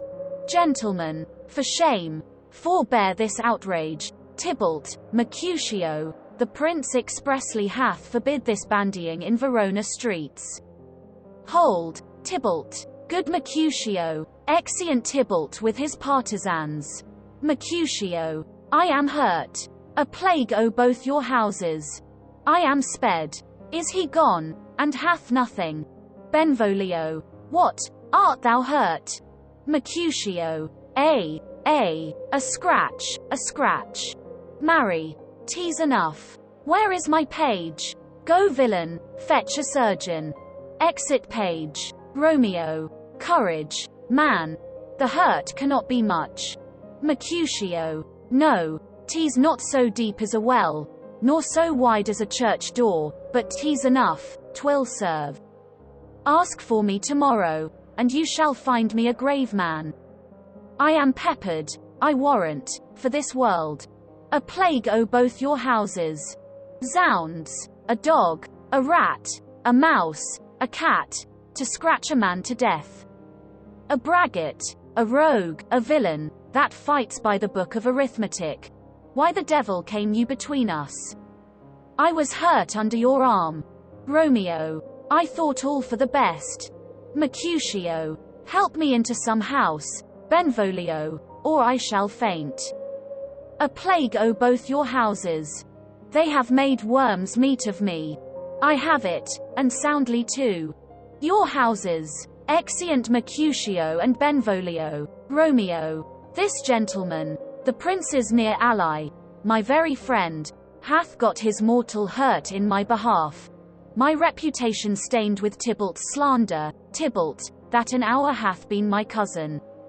O sweet Juliet, thy beauty hath made me effeminate and in my temper softened valor's steel. Re-enter Benvolio. Benvolio. O Romeo, Romeo, brave Mercutio's dead, that gallant spirit hath aspered the clouds, which too untimely here did scorn the earth. Romeo. This day's black fate on mo days doth depend. This but begins the woe others must end. Re-enter Tybalt. Benvolio. Here comes the furious Tybalt back again. Romeo. Again in triumph, and Mercutio slain. Away to heaven respective lenity, and fire aid fury be my conduct now. Now, Tybalt, take the villain back again that late thou gav'st it me, for Mercutio's soul is but a little way above our heads, staying for thine to keep him company. Either thou or I, or both, must go with him. Tybalt. Thou wretched boy, that didst consort him here, shalt with him hence. Romeo. This shall determine that. They fight. Tybalt falls. Benvolio. Romeo, away, be gone. The citizens are up, and Tybalt slain.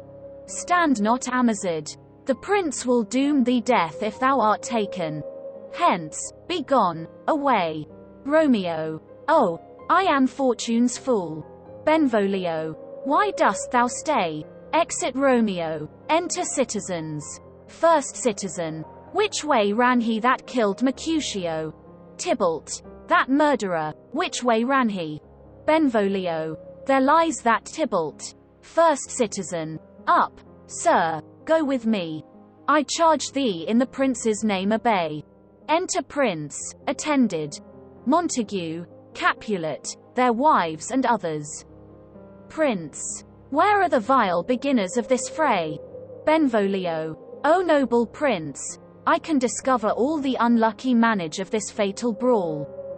There lies the man, slain by young Romeo, that slew thy kinsman, brave Mercutio. Lady Capulet. Tybalt, my cousin, O my brother's child, O prince, O husband, O, the blood is spilled of my dear kinsman. Prince, as thou art true, for blood of ours shed blood of Montague. O cousin, cousin, prince. Benvolio. Who began this bloody fray? Benvolio. Tybalt, here slain, whom Romeo's hand did slay.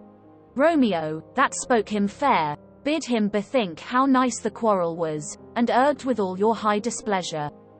All this uttered with gentle breath, calm look, knees humbly bowed, could not take truce with the unruly spleen of Tybalt, deaf to peace, but that he tilts with piercing steel at bold Mercutio's breast, who, all is hot, turns deadly point to point, and, with a martial scorn, with one hand beats cold death aside, and with the other sends it back to Tybalt, whose dexterity retorts it. Romeo he cries aloud, hold, friends. Friends, part. And swifter than his tongue, his agile arm beats down their fatal points, and twixt them rushes, underneath whose arm an envious thrust from Tybalt hit the life of stout Mercutio, and then Tybalt fled. But by and by comes back to Romeo, who had but newly entertained revenge, and tote they go like lightning. For, ere I could draw to part them was stout Tybalt slain, and as he fell did Romeo turn and fly. This is the truth, or let Benvolio die. Lady Capulet. He is a kinsman to the Montague. Affection makes him false, he speaks not true. Some 20 of them fought in this black strife, and all those 20 could but kill one life. I beg for justice, which thou, prince, must give. Romeo slew Tybalt, Romeo must not live. Prince. Romeo slew him, he slew Mercutio. Whom now the price of his dear blood doth owe? Montague. Not Romeo, prince, he was Mercutio's friend. His fault concludes but what the law should end, the life of Tybalt. Prince. And for that offence immediately we do exile him hence. I have an interest in your hate's proceeding, my blood for your rude brawls doth lie a-bleeding.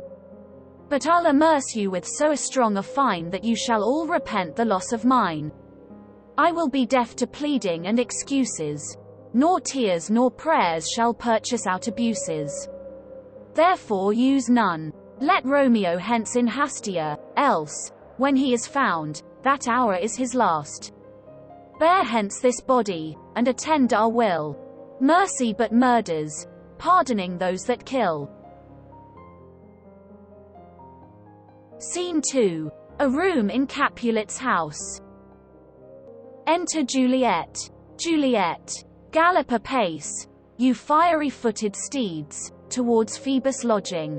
Such a wagoner as Phaeton would whip you to the west and bring in cloudy night immediately. Spread thy close curtain, love-performing night, that runaway's eyes may wink, and Romeo leap to these arms, untalked of and unseen. Lovers can see to do their amorous rites by their own beauties, or, if love be blind, it best agrees with night. Come, civil knight, thou sober-suited matron, all in black, and learn me how to lose a winning match, played for a pair of stainless maidenhoods. Hood my unmanned blood, baiting in my cheeks, with thy black mantle, till strange love, grow bold, think true love acted simple modesty. Come, night, come Romeo. Come, thou day and night, for thou wilt lie upon the wings of night whiter than new snow upon a raven's back. Come gentle night, come loving black-browed night, give me my Romeo, and when I shall die, take him and cut him out in little stars, and he will make the face of heaven so fine that all the world will be in love with night, and pay no worship to the garish sun. Oh, I have bought the mansion of a love, but not possessed it, and though I am sold, not yet enjoyed. So tedious is this day as is the night before some festival to an impatient child that hath new robes and may not wear them. Oh, here comes my nurse, and she brings news, and every tongue that speaks but Romeo's name speaks heavenly eloquence. Enter nurse, with cords. Now, nurse, what news?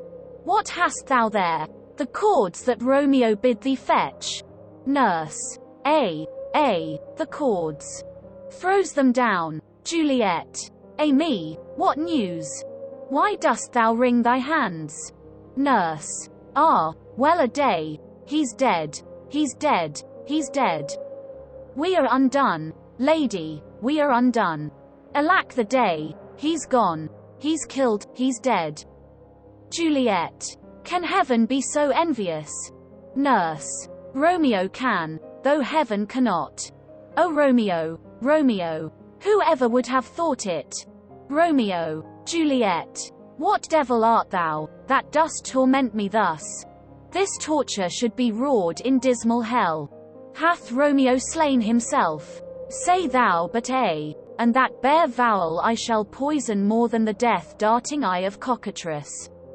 I am not I if there be such an eye, or those eyes shut that make the answer A.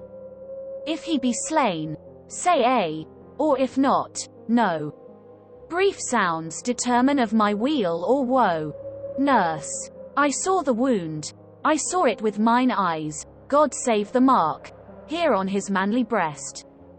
A piteous course, a bloody piteous course. Pale, pale as ashes, all bedaubed in blood, all in gore blood. I swounded at the sight. Juliet. Oh, break, my heart. Poor bankrout, break at once.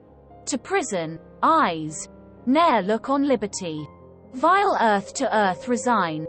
End motion here, and thou and Romeo press one heavy bier.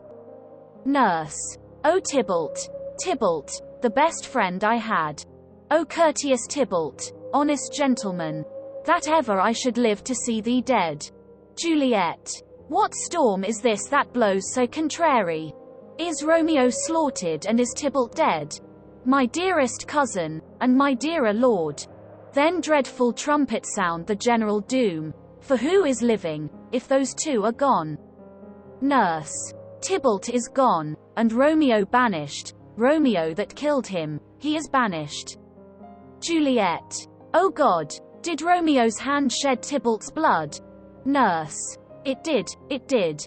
Alas the day, it did. Juliet. O serpent heart, hid with a flowering face. Did ever dragon keep so fair a cave?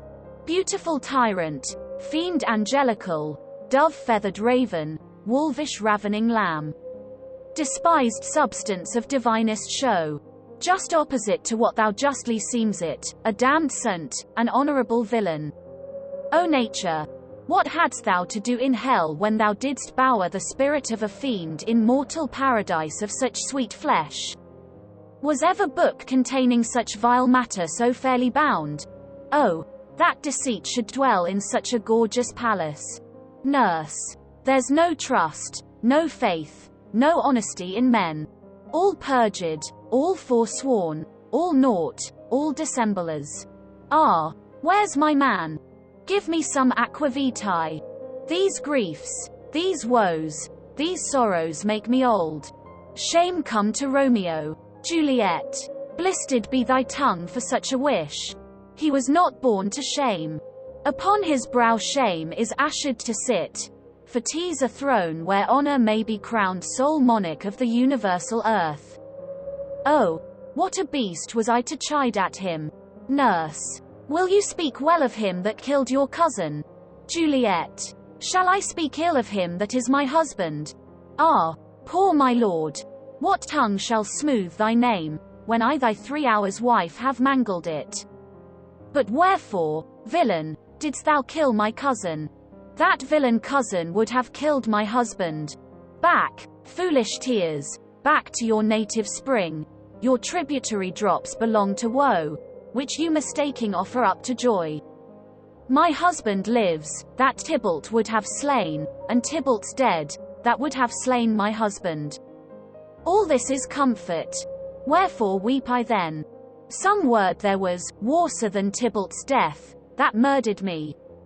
I would forget it fain, but oh, it presses to my memory like damned guilty deeds to sinners' minds. Tybalt is dead, and Romeo banished. That, banished, that one word, banished, hath slain 10,000 Tybalts. Tybalt's death was woe enough, if it had ended there. Or if sour woe delights in fellowship, and needly will be ranked with other griefs, why followed not, when she said Tybalt's dead, thy father or thy mother, nay or both, which modern lamentation might have moved. But with a reward following Tybalt's death, Romeo is banished, to speak that word is father, mother, Tybalt, Romeo, Juliet, all slain, all dead. Romeo is banished, there is no end, no limit, measure, bound, in that word's death, no words can that woe sound. Where is my father and my mother, nurse? Nurse. Weeping and wailing over Tybalt's corse. Will you go to them? I will bring you thither. Juliet. Wash they his wounds with tears. Mine shall be spent, when theirs are dry, for Romeo's banishment. Take up those cords. Poor ropes, you are beguiled, both you and I, for Romeo is exiled. He made you for a highway to my bed, but I, a maid, die maiden widowed. Come cords, come nurse, I'll to my wedding bed, and death, not Romeo, take my maidenhead. Nurse. He to your chamber, I'll find Romeo to comfort you. I wot well where he is. Hark ye, your Romeo will be here at night. I'll to him, he is hid at Lawrence's cell. Juliet. Oh find him, give this ring to my true knight, and bid him come to take his last farewell. Scene 3. Friar Lawrence's cell. Enter Friar Lawrence. Friar Lawrence. Romeo, come forth, thou fearful man.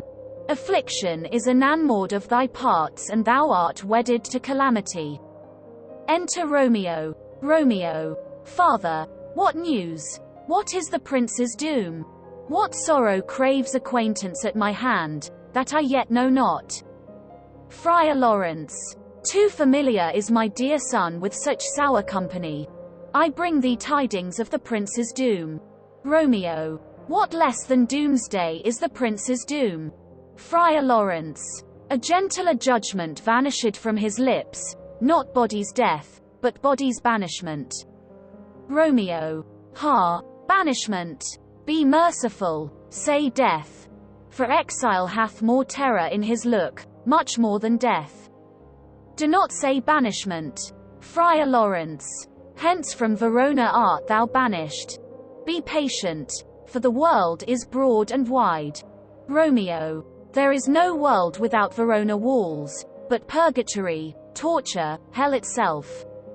Hence banished is banished from the world, and world's exile is death. Then banished is death misdomed. Calling death banished, thou cutt'st my head off with a golden axe, and smilest upon the stroke that murders me. Friar Lawrence. O deadly sin! O rude unthankfulness! Thy fault our law calls death, but the kind prince, taking thy part, hath brushed aside the law, and turned that black word death to banishment. This is dear mercy, and thou sees it not. Romeo. 'Tis torture, and not mercy. Heaven is here where Juliet lives, and every cat and dog, and little mouse, every unworthy thing, live here in heaven and may look on her, but Romeo may not. More validity, more honorable state, more courtship lives in carrion flies than Romeo. They may seize on the white wonder of dear Juliet's hand, and steal a mortal blessing from her lips, who, even in pure and vestal modesty still blush, as thinking their own kisses sin. But Romeo may not, he is banished. This may flies do, when I from this must fly. They are free men but I am banished. And says it thou yet that exile is not death? Hadst thou no poison mixed, no sharp ground knife, no sudden mean of death, though ne'er so mean, but banished to kill me? Banished. O friar, the damned use that word in hell. Howlings attends it. How hast thou the heart, being a divine, a ghostly confessor, a sin absolver, and my friend professed, to mangle me with that word banished? Friar Lawrence. Thou fond madman, hear me speak a little, Romeo. Oh, thou wilt speak again of banishment. Friar Lawrence. I'll give thee armor to keep off that word, adversity's sweet milk, philosophy, to comfort thee, though thou art banished. Romeo. Yet banished? Hang up philosophy. Unless philosophy can make a Juliet, displant a town, reverse a prince's doom, it helps not, it prevails not, talk no more. Friar Lawrence. Oh, then I see that mad men have no ears. Romeo. How should they, when that wise men have no eyes? Friar Lawrence. Let me dispute with thee of thy estate. Romeo. Thou canst not speak of that thou dost not feel. Wert thou as young as I, Juliet thy love, an hour but married, Tybalt murdered, doting like me, and like me banished, then mightst thou speak, then mightst thou tear thy hair, and fall upon the ground as I do now, taking the measure of an unmade grave. Knocking within. Friar Lawrence. Arise. One knocks. Good Romeo, hide thyself. Romeo. Not I, unless the breath of heartsick groans mist-like infold me from the search of eyes. Knocking. Friar Lawrence. Hark, how they knock. Who's there? Romeo. Arise, thou wilt be taken. Stay a while. Stand up. Knocking. Run to my study. By and by. God's will, what simpleness is this? I come, I come. Knocking. Who knocks so hard? Whence come you? What's your will? Nurse. Within. Let me come in, and you shall know my errand. I come from Lady Juliet.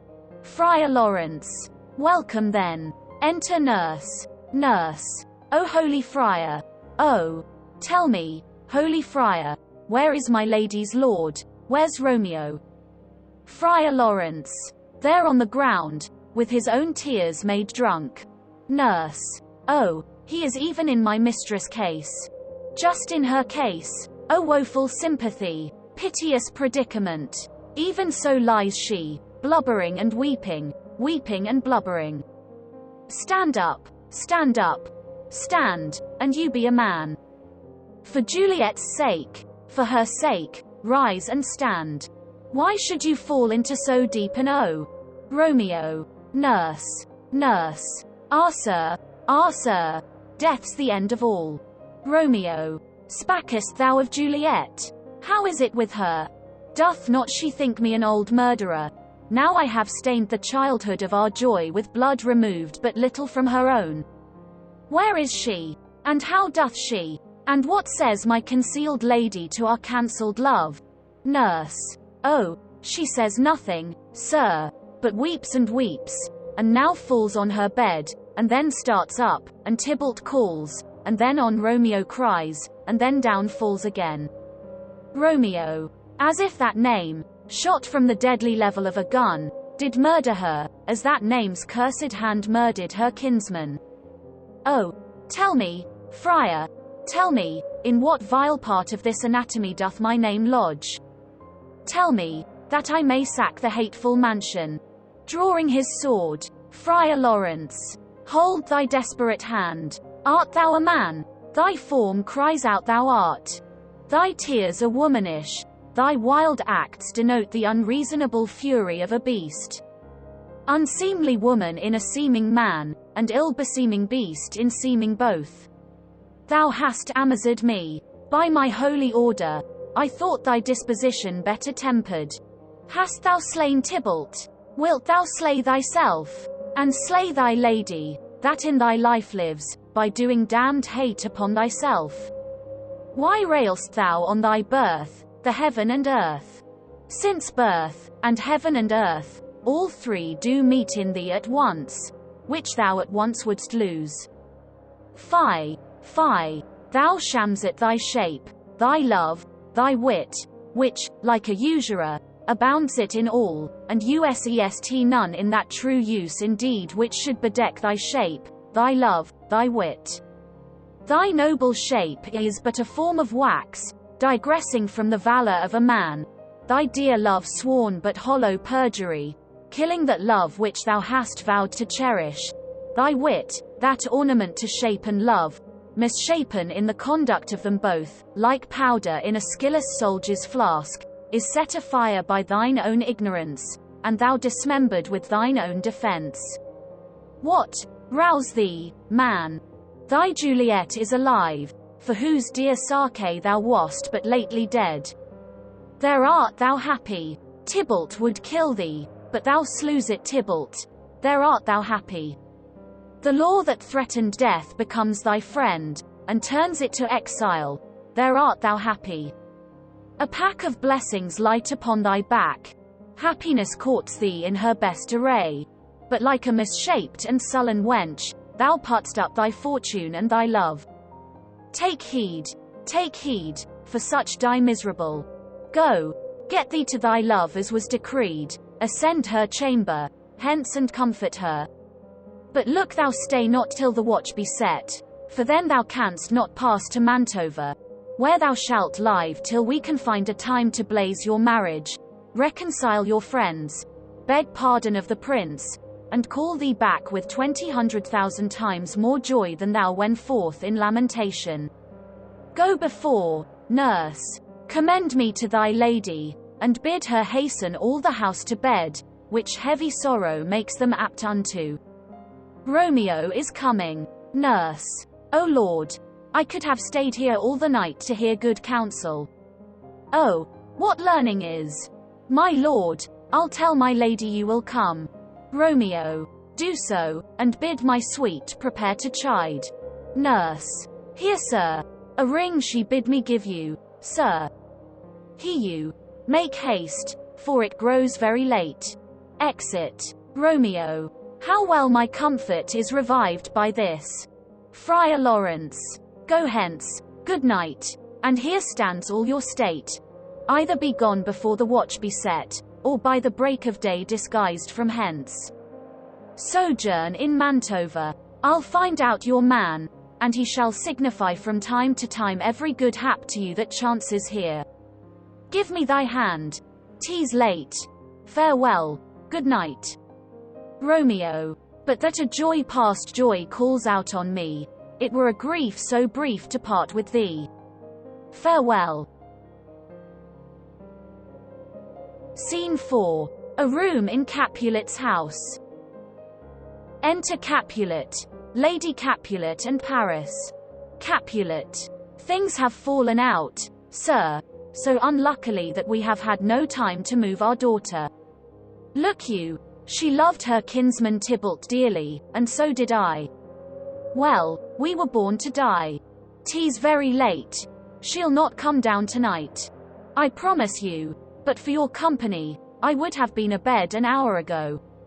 Paris. These times of woe afford no tune to woo.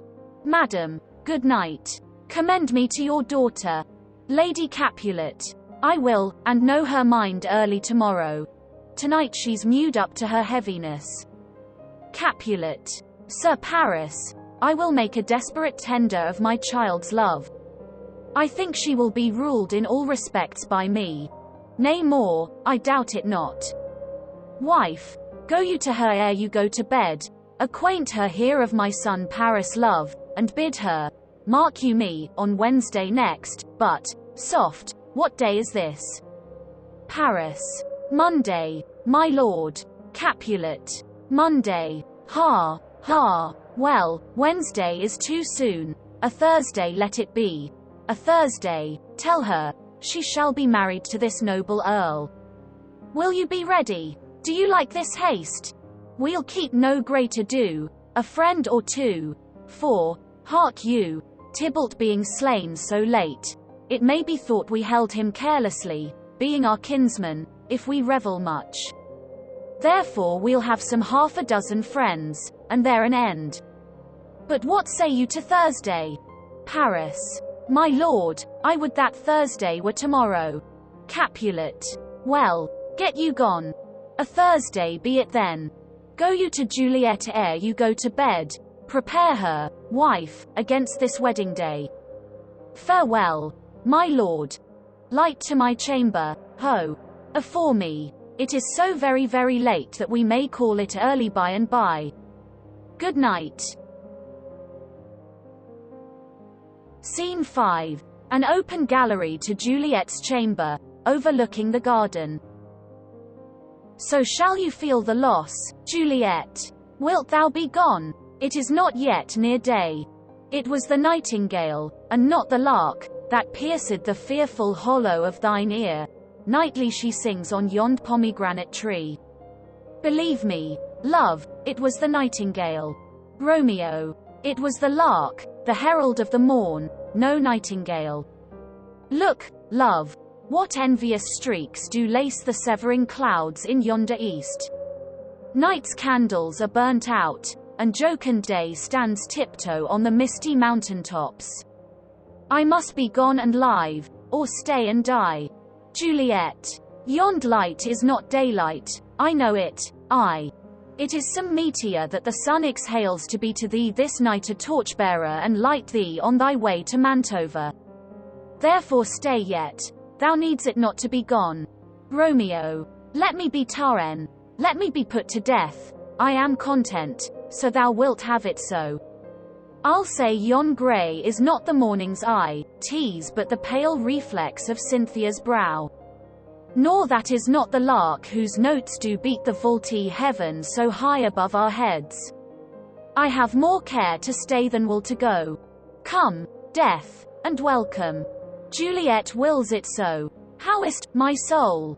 Let's talk. It is not day, Juliet. It is, it is. He hence, be gone, away. It is the lark that sings so out of tune, straining harsh discords and unpleasing sharps. Some say the lark makes sweet division. This doth not so, for she divideth us. Some say the lark and loathed toad change eyes. Oh, now I would they had changed voices too, since arm from arm that voice doth us affray, hunting thee hence with hunts up to the day. Oh now be gone, more light and light it grows. Romeo. More light and light, more dark and dark our woes.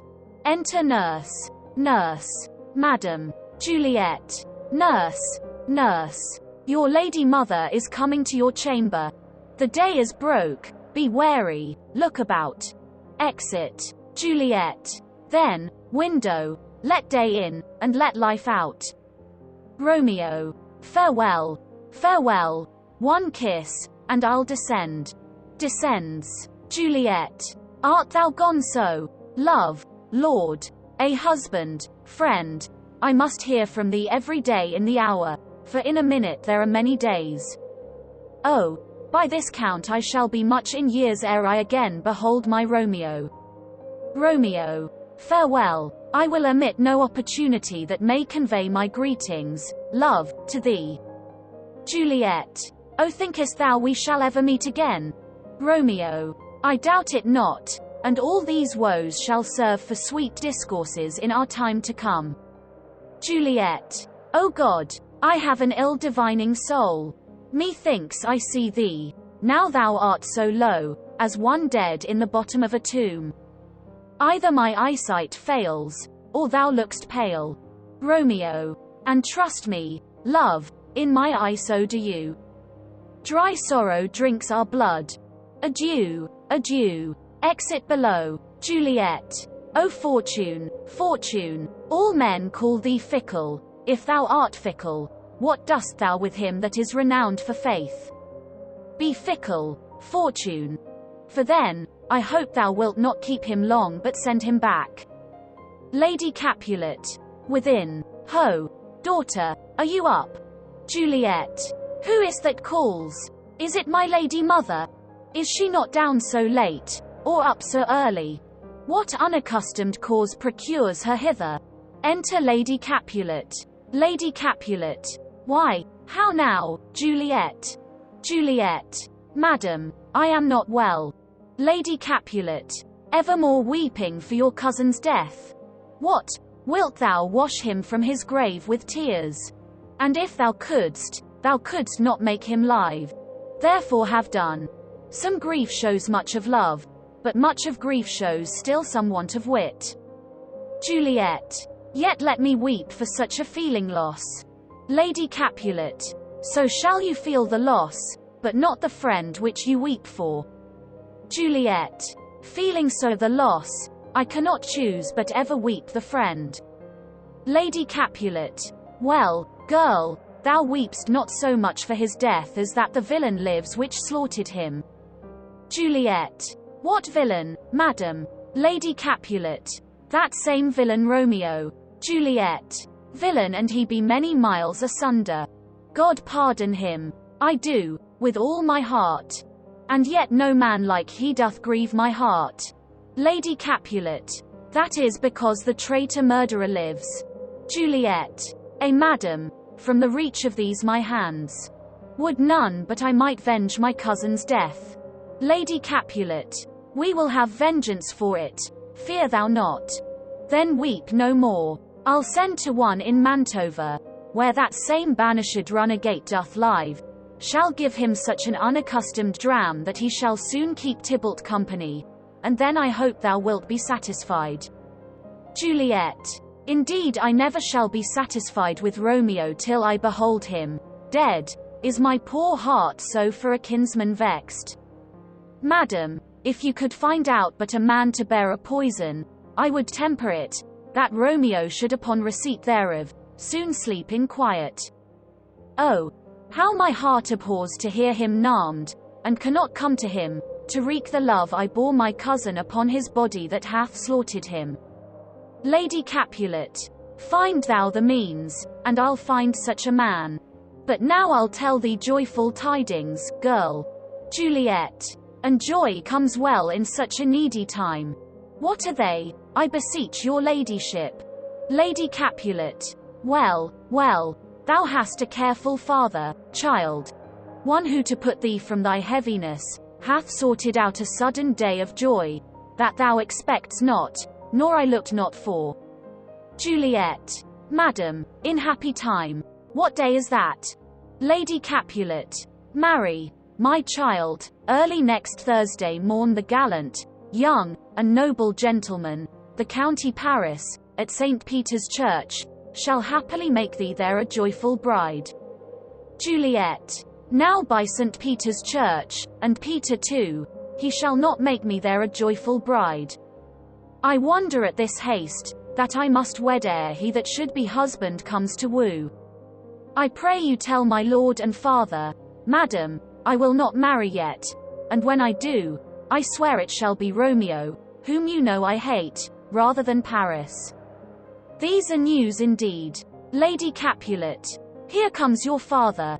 Tell him so yourself, and see how he will take it at your hands. Enter Capulet and nurse.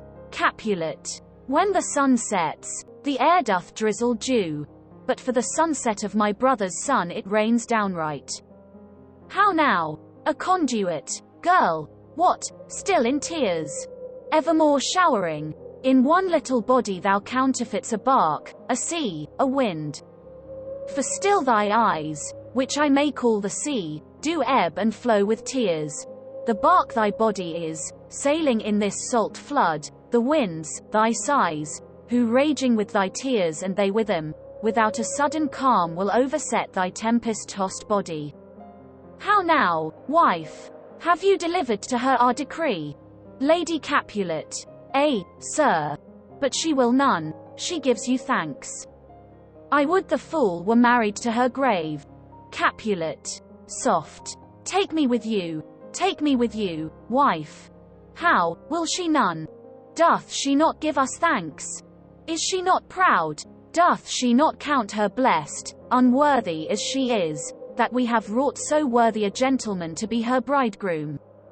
Juliet. Not proud you have, but thankful that you have. Proud can I never be of what I hate, but thankful even for hate that is meant love. Capulet. How now, chopped logic. What is this? Proud, and, I thank you, and I thank you not, and yet not proud. Mistress Minion you. Thank me no thankings, nor proud me no prouds, but fettle your fine joints gainst Thursday next to go with Paris to St. Peter's Church, or I will drag thee on a hurdle thither. Out, you green sickness carrion. Out, you baggage, you tallow face. Lady Capulet. Fie, what, are you mad? Juliet. Good father, I beseech you on my knees, hear me with patience but to speak a word. Capulet. Hang thee young baggage, disobedient wretch. I tell thee what, get thee to church a Thursday, or never after look me in the face. Speak not, reply not, do not answer me. My fingers itch. Wife, we scarce thought us blessed that God had lent us but this only child, but now I see this one is one too much, and that we have a curse in having her. Out on her, Hilding. Nurse. God in heaven bless her. You are to blame, my lord, to rate her so. Capulet. And why, my lady Wisdom? Hold your tongue, good Prudence. Smatter with your gossips, go. Nurse. I speak no treason. Capulet. O God ye good N. Nurse. May not one speak? Capulet. Peace, you mumbling fool.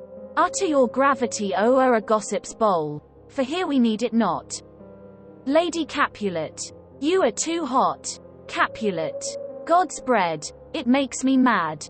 Day, night, hour, ride, time, work, play, alone, in company. Still my care hath been to have her matched, and having now provided a gentleman of noble parentage, of fair domains, youthful and nobly allied, stuffed, as they say, with honorable parts, proportioned as one's thought would wish a man, and then to have a wretched puling fool, a whining mammet, in her fortune's tender, to answer, I'll not wed, I cannot love, I am too young, I pray you pardon me. But, and you will not wed, I'll pardon you. Graze where you will, you shall not house with me. Look tote, think on't, I do not use to jest. Thursday is near. Lay hand on heart, advise. And you be mine, I'll give you to my friend. And you be not, hang, beg, starve, die in the streets, for by my soul, I'll ne'er acknowledge thee, nor what is mine shall never do thee good. Trust tote, bethink you, I'll not be forsworn. Exit. Juliet. Is there no pity sitting in the clouds, that sees into the bottom of my grief? O sweet my mother, cast me not away, delay this marriage for a month, a week, Or, if you do not, make the bridal bed in that dim monument where Tybalt lies. Lady Capulet, talk not to me, for I'll not speak a word. Do as thou wilt, for I have done with thee. Exit. Juliet. O God, O nurse, how shall this be prevented? My husband is on earth, my faith in heaven. How shall that faith return again to earth, unless that husband send it me from heaven by leaving earth? Comfort me, counsel me. Alack, alack, that heaven should practice stratagems upon so soft a subject as myself. What says it thou? Hast thou not a word of joy? Some comfort, nurse, nurse. Faith, here it is. Romeo is banished, and all the world to nothing that he dares ne'er come back to challenge you. Or if he do, it needs must be by stealth. Then, since the case so stands as now it doth, I think it best you married with the county. Oh, he's a lovely gentleman. Romeo's a dishclout to him. An eagle, madam, hath not so green, so quick, so fair an eye as Paris hath. Beshrew my very heart, I think you are happy in this second match, for it excels your first. Or if it did not, your first is dead, or 'twere as good he were, as living here and you no use of him. Juliet. Speakest thou from thy heart? Nurse. And from my soul too, or else beshrew them both. Juliet. Amen. Nurse. What?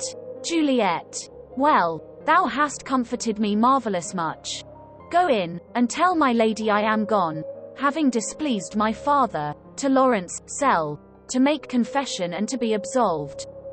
Nurse. Marry, I will. And this is wisely done. Exit. Juliet. Ancient damnation, O most wicked fiend! Is it more sin to wish me thus forsworn, or to dispraise my lord with that same tongue which she hath praised him with above compare so many thousand times? Go, counsellor, thou and my bosom henceforth shall be twain. I'll to the friar to know his remedy. If all else fail, my Act 4. Scene 1. Friar Lawrence's cell. Friar Lawrence. On Thursday, enter Friar Lawrence and Paris. Friar Lawrence. On Thursday, sir, the time is very short. Paris. My father Capulet will have it so, and I am nothing slow to slack his haste. Friar Lawrence.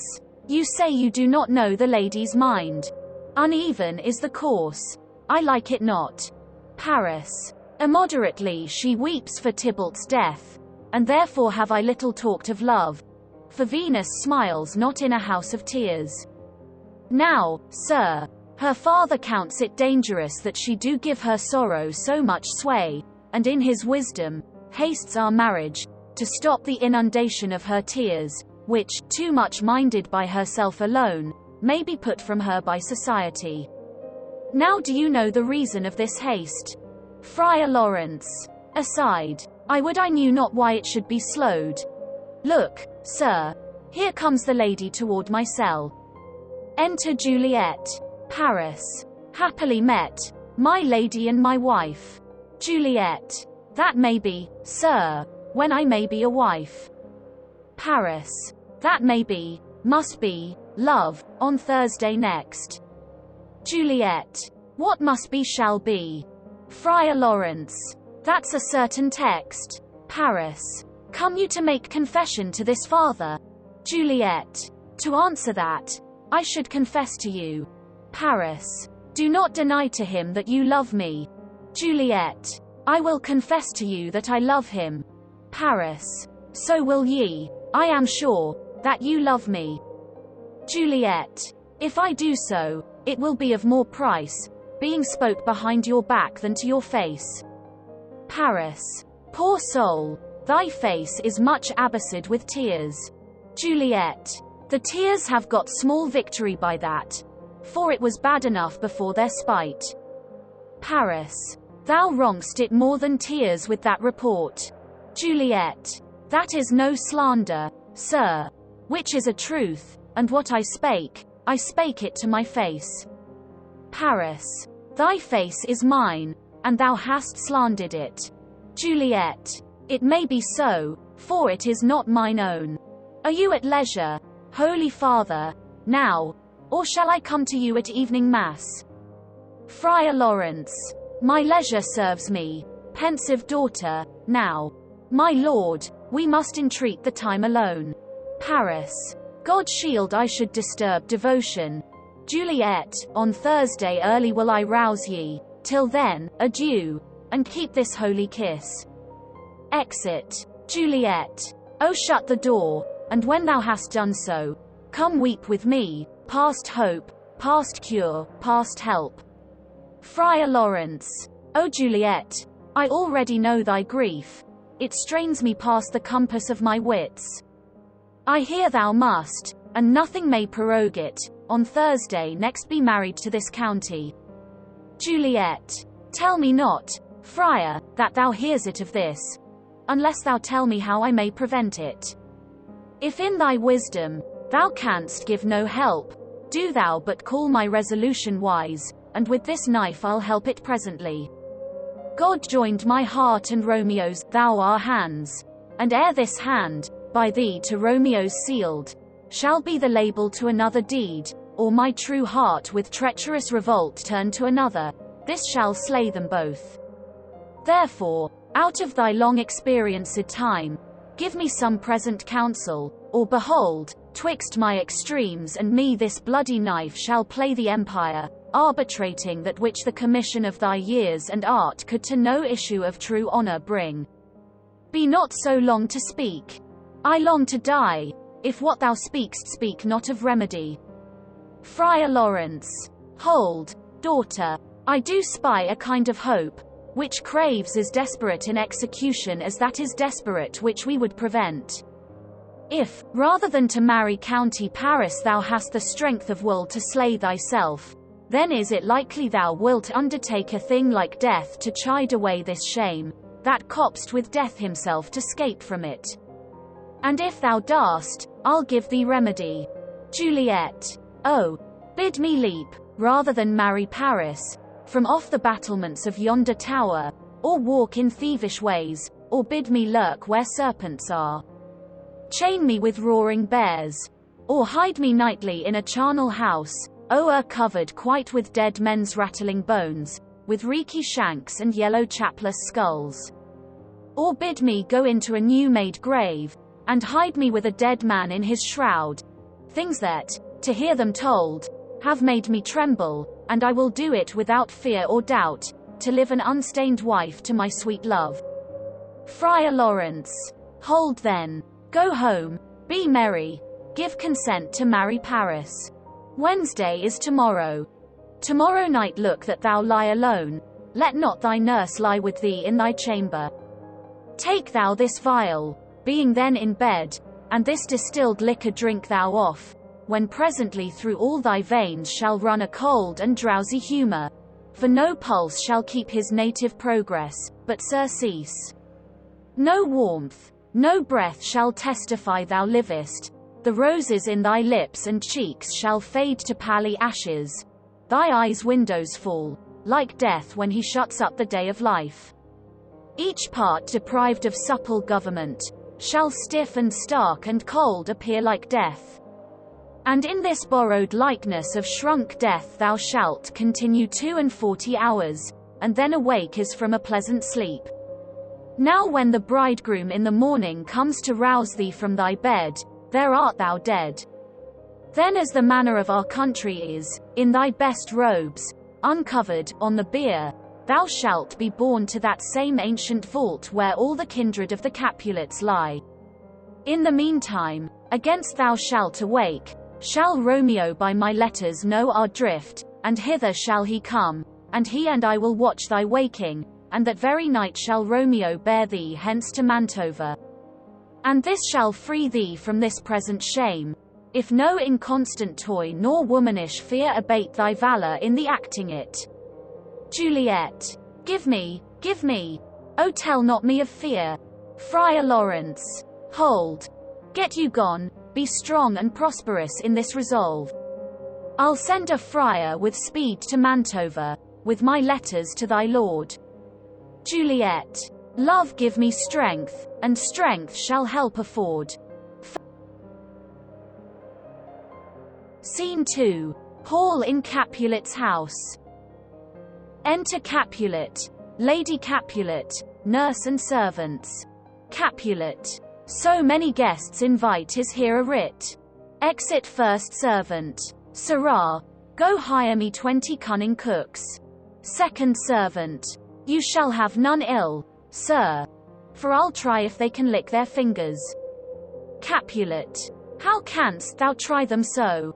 Second servant. Marry, sir, 'tis an ill cook that cannot lick his own fingers.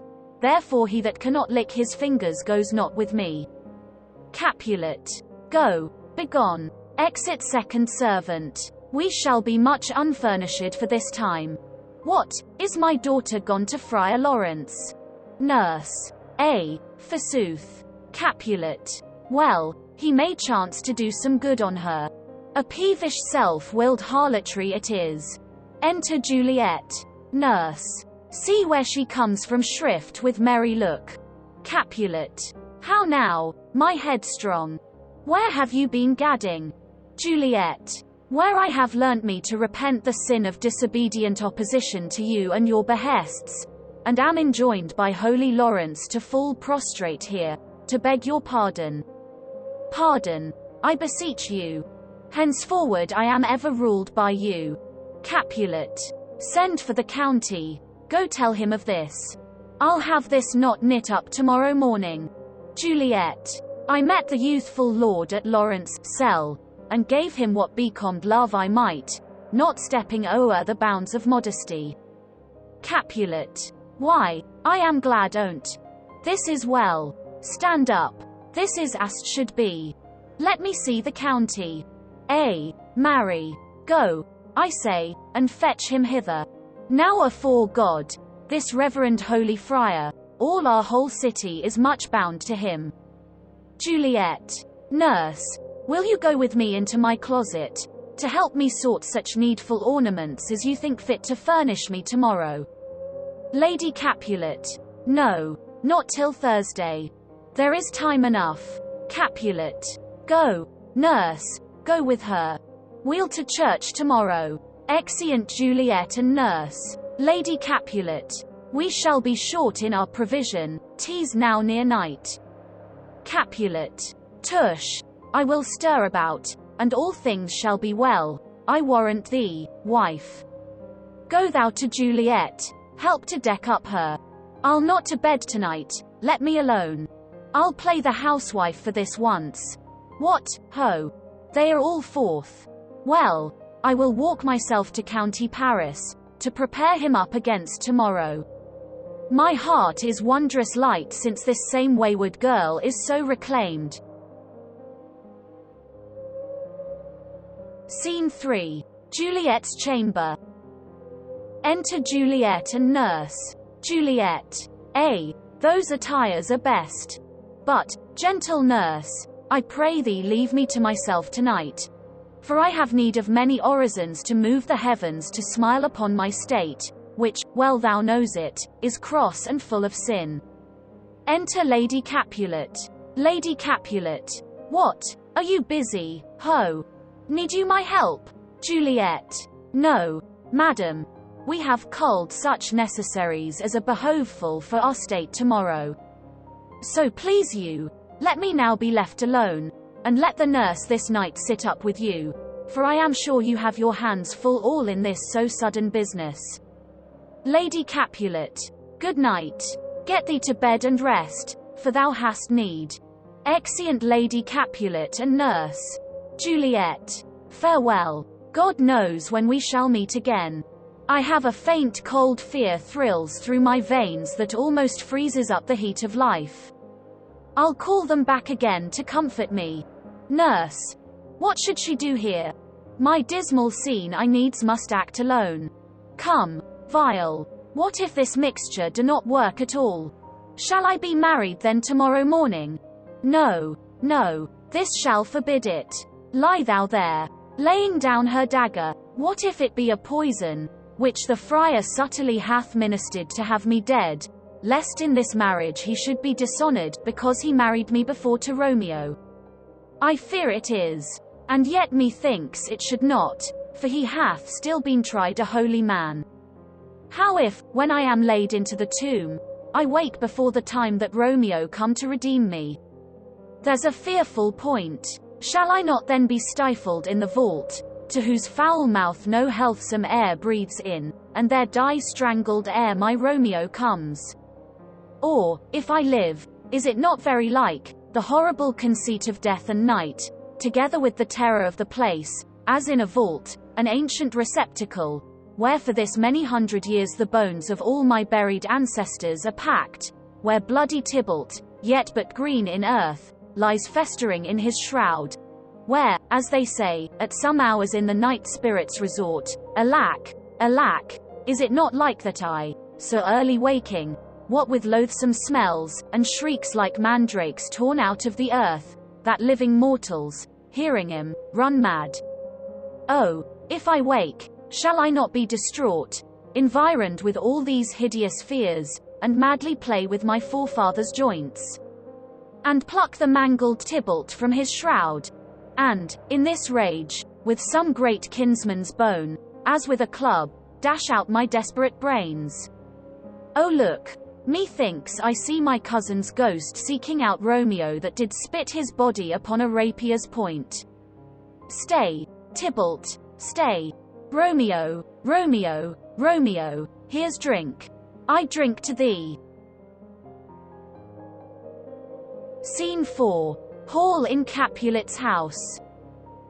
Enter Lady Capulet and nurse. Lady Capulet. Hold. Take these keys and fetch more spices, nurse. Nurse. They call for dates and quinces in the pastry. Enter Capulet. Capulet. Come, stir, stir, stir. The second cock hath crowed, the curfew bell hath rung, 'tis 3 o'clock. Look to the backed meats, good Angelica. Spare not for cost. Nurse. Go, you cock queen. Go, get you to bed. Faith, you'll be sick tomorrow for this night's watching. Capulet. No, not a whit. What? I have watched ere now all night for lesser cause, and ne'er been sick. Lady Capulet. You have been a mouse hunt in your time, but I will watch you from such watching now. Exeunt Lady Capulet and nurse. Capulet. A jealous hood, a jealous hood. Enter servants, with spits, logs and baskets. Now, fellow, what's there? First servant. Things for the cook, sir, but I know not what. Capulet. Make haste, make haste. Exit first servant. Sirrah, fetch drier logs. Call Peter, he will show thee where they are. Second servant. I have a head, sir, that will find out logs and never trouble Peter for the matter. Exit. Capulet. Mass and well said. A merry whoreson, ha. Thou shalt be loggerhead. Good faith, 'tis day. The county will be here with music straight, for so he said he would. I hear him near. Play music. Nurse. Wife. What, ho, what? Nurse, I say. Re-enter nurse. Go waken Juliet. Go and trim her up. I'll go and chat with Paris. He. Make haste, make haste. The bridegroom he is come already. Make haste I say. Scene 5. Juliet's chamber. Juliet on the bed. Enter nurse. Nurse. Mistress. What, mistress? Juliet. Fast. I warrant her, she. Why, lamb, why, lady, fie, you slug a bed. Why, love, I say. Madam, sweetheart, why, bride, what, not a word. You take your pennyworths now. Sleep for a week. For the next night, I warrant, the county Paris hath set up his rest that you shall rest but little. God forgive me, Marry and amen. How sound is she asleep? I needs must wake her. Madam, madam, madam. Let the county take you in your bed, he'll fright you up, I faith. Will it not be? What? Dressed, and in your clothes, and down again. I must needs wake you. Lady, lady, lady, alas, alas, help, help, my lady's dead, oh, well a day that ever I was born. Some aqua vitae, ho! My lord, my lady, enter Lady Capulet. Lady Capulet. What noise is here? Nurse. O lamentable day. Lady Capulet. What is the matter? Nurse. Look, look. O heavy day. Lady Capulet. Oh me, oh me. My child, my only life. Revive. Look up, or I will die with thee. Help, help. Call help. Enter Capulet. Capulet. For shame. Bring Juliet forth. Her lord is come. Nurse. She's dead, deceased, she's dead. Alack the day. Lady Capulet. Alack the day. She's dead, she's dead, she's dead. Capulet. Ha! Let me see her. Out alas. She's cold, her blood is settled and her joints are stiff. Life and these lips have long been separated. Death lies on her like an untimely frost upon the sweetest flower of all the field. Nurse. O lamentable day. Lady Capulet. O woeful time. Capulet. Death, that hath ta'en her hence to make me wail, ties up my tongue and will not let me speak. Enter Friar Lawrence and Paris with musicians. Friar Lawrence. Come. Is the bride ready to go to church? Capulet. Ready to go, but never to return. O son, the night before thy wedding day hath death lain with thy bride. There she lies, flower as she was, deflowered by him. Death is my son-in-law, death is my heir, my daughter he hath wedded. I will die, and leave him all. Life, living, all is death's. Paris. Have I thought long to see this morning's face, and doth it give me such a sight as this? Lady Capulet. Accursed, unhappy, wretched, hateful day. Most miserable hour that e'er time saw in lasting labor of his pilgrimage. But one poor and loving child, but one thing to rejoice and solace in, and cruel death hath catched it from my sight. Nurse. O woe, O woeful, woeful, woeful day. Most lamentable day, most woeful day that ever I did yet behold. O day, O day, O day, O hateful day. Never was seen so black a day as this. O woeful day, O woeful day. Paris. Beguiled, divorced, wronged, spitted, slain. Most detestable death, by thee beguiled, by cruel thee quite overthrown. O love, O life, not life, but love in death. Capulet. Despised, distressed, hated, martyred, killed. Uncomfortable time. Why comes it thou now to murder our solemnity? O child, my soul, and not my child, dead art thou. Alack, my child is dead, and with my child my joys are buried. Friar Lawrence. Peace, ho, for shame. Confusion's cure lives not in these confusions. Heaven and yourself had part in this fair maid, now heaven hath all, and all the better is it for the maid.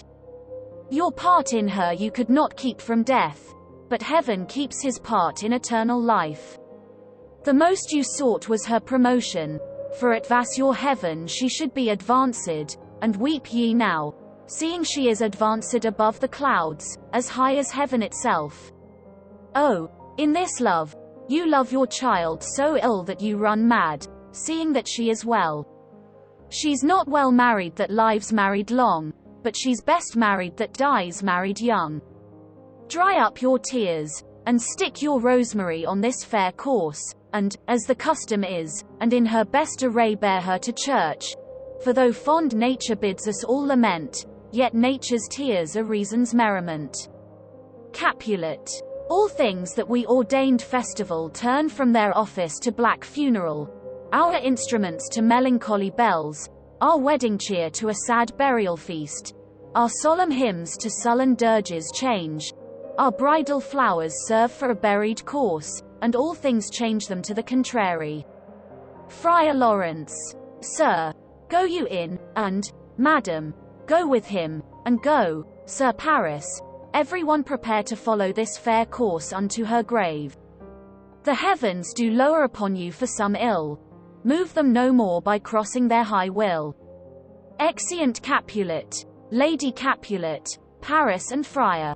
First Musician. Faith, we may put up our pipes and be gone. Nurse. Honest good fellows, put up, for well you know this is a pitiful case. First Musician. By my troth, the case may be amended. Exit Nurse. Enter Peter. Peter. Musicians. Oh, musicians. Heart's ease. Heart's ease. Oh, and you will have me live. Play Heart's ease. First Musician. Why Heart's ease? Peter. Oh musicians, because my heart itself plays, my heart is full. Oh play me some merry dump to comfort me. First Musician. Not a dump tease no time to play now. Peter. You will not then? First Musician. No, Peter. I will then give it you soundly. First Musician. What will you give us?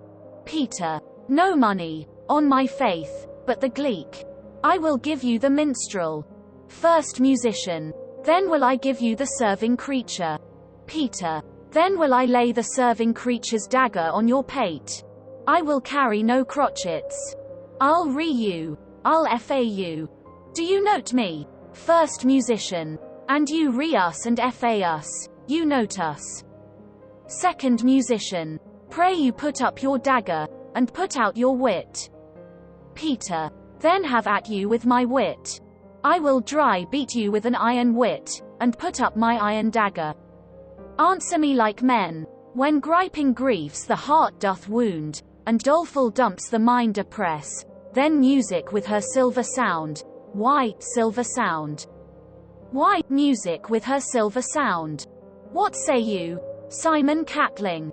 First Musician. Marry, sir, because silver hath a sweet sound.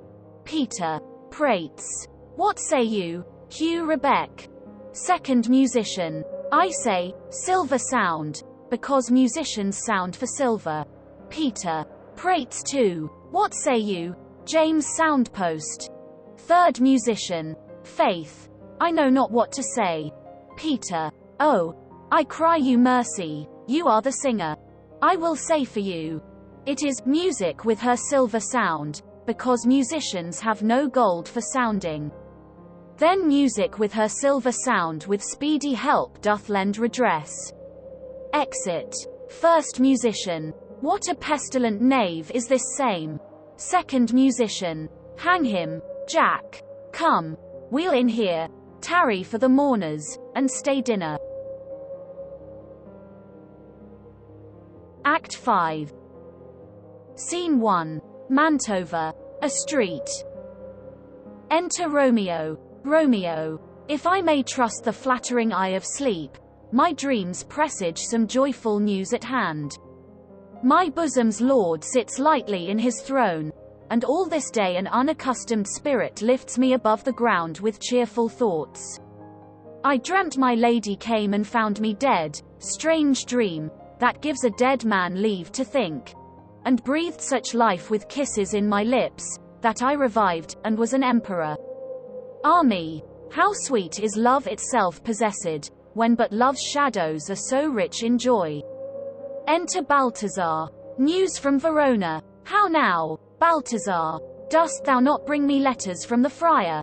How doth my lady? Is my father well? How fares my Juliet? That I ask again, for nothing can be ill if she be well. Balthazar. Then she is well, and nothing can be ill.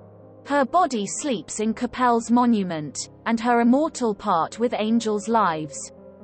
I saw her laid low in her kindred's vault, and presently took post to tell it you.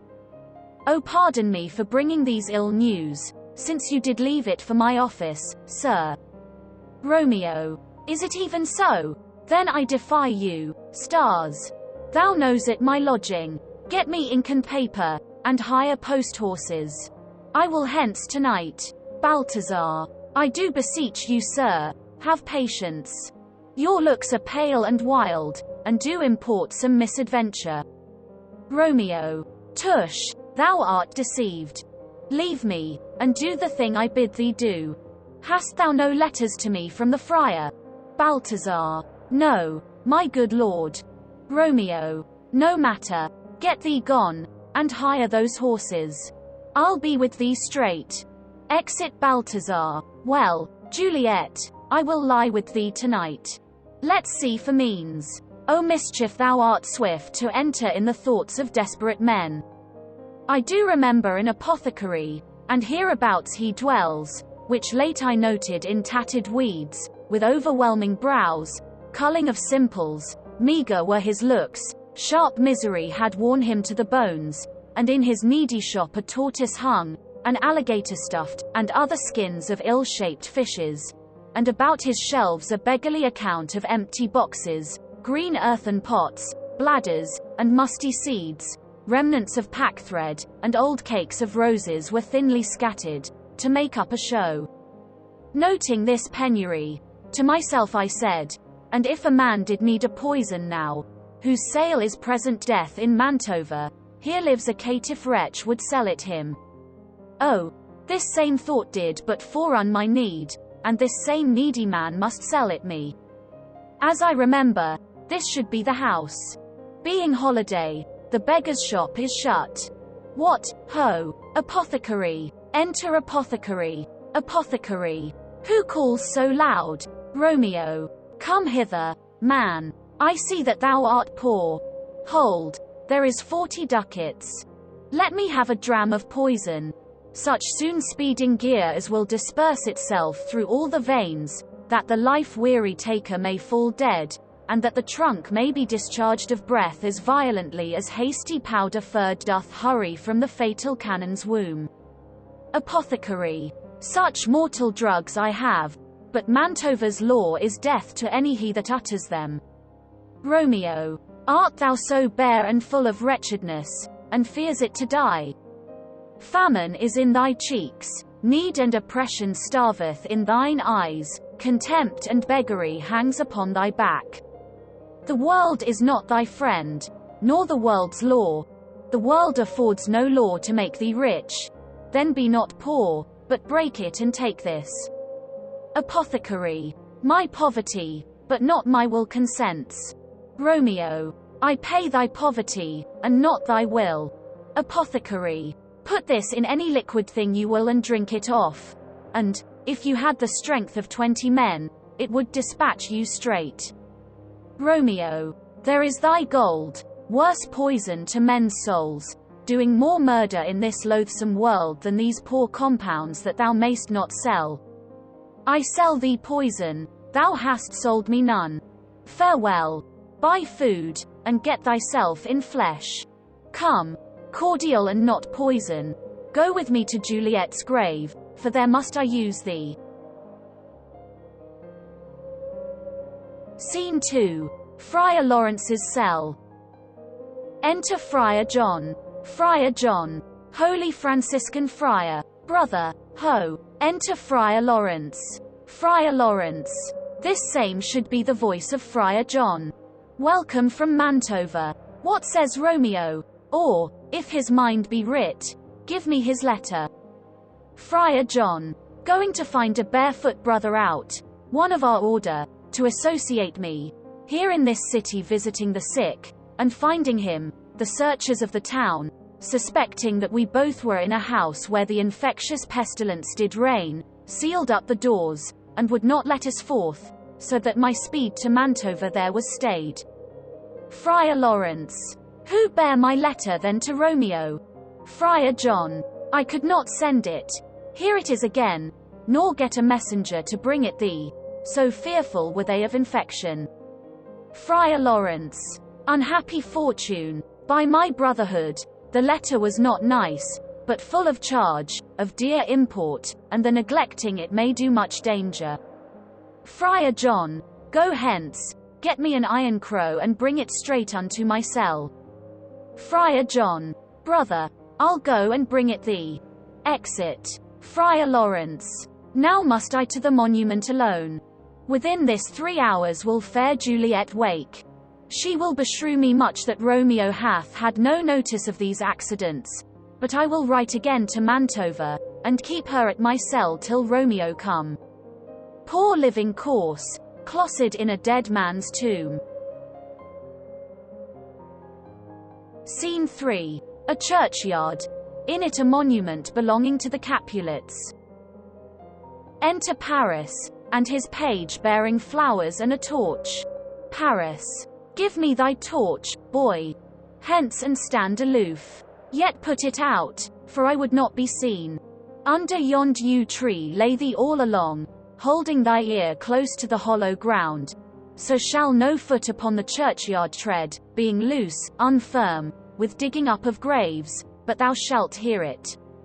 Whistle then to me, as signal that thou hears it something approach. Give me those flowers. Do as I bid thee. Go. Page. Aside. I am almost afraid to stand alone here in the churchyard, yet I will adventure. Retires. Paris. Sweet flower, with flowers thy bridal bed I strew. O woe, thy canopy is dust and stones, which with sweet water nightly I will dew, or wanting that, with tears distilled by moans. The obsequies that I for thee will keep, nightly shall be to strew thy grave and weep. The page whistles. The boy gives warning something doth approach. What cursed foot wanders this way tonight, to cross my obsequies and true love's right? What, with a torch? Muffle me, night, a while. Retires. Enter Romeo and Balthazar with a torch, mattock, and see. Romeo. Give me that mattock and the wrenching iron. Hold. Take this letter. Early in the morning see thou deliver it to my lord and father. Give me the light. Upon thy life I charge thee, whate'er thou hears it or shayest, stand all aloof and do not interrupt me in my course. Why I descend into this bed of death is partly to behold my lady's face, but chiefly to take thence from her dead finger a precious ring, a ring that I must use in dear employment. Therefore hence, be gone. But if thou jealous dost return to pry in what I further shall intend to do, by heaven I will tear thee joint by joint, and strew this hungry churchyard with thy limbs. The time and my intents are savage wild, more fierce and more inexorable far than empty tigers or the roaring sea. Balthazar. I will be gone, sir, and not trouble you. Romeo. So shalt thou show me friendship. Take thou that. Live, and be prosperous, and farewell, good fellow. Balthazar. For all this same, I'll hide me hereabout. His looks I fear, and his intents I doubt. Retires. Romeo. Thou detestable Moor, thou womb of death, gorged with the dearest morsel of the earth, thus I enforce thy rotten jaws to open, breaking open the door of the monument, and in despite, I'll cram thee with more food. Paris.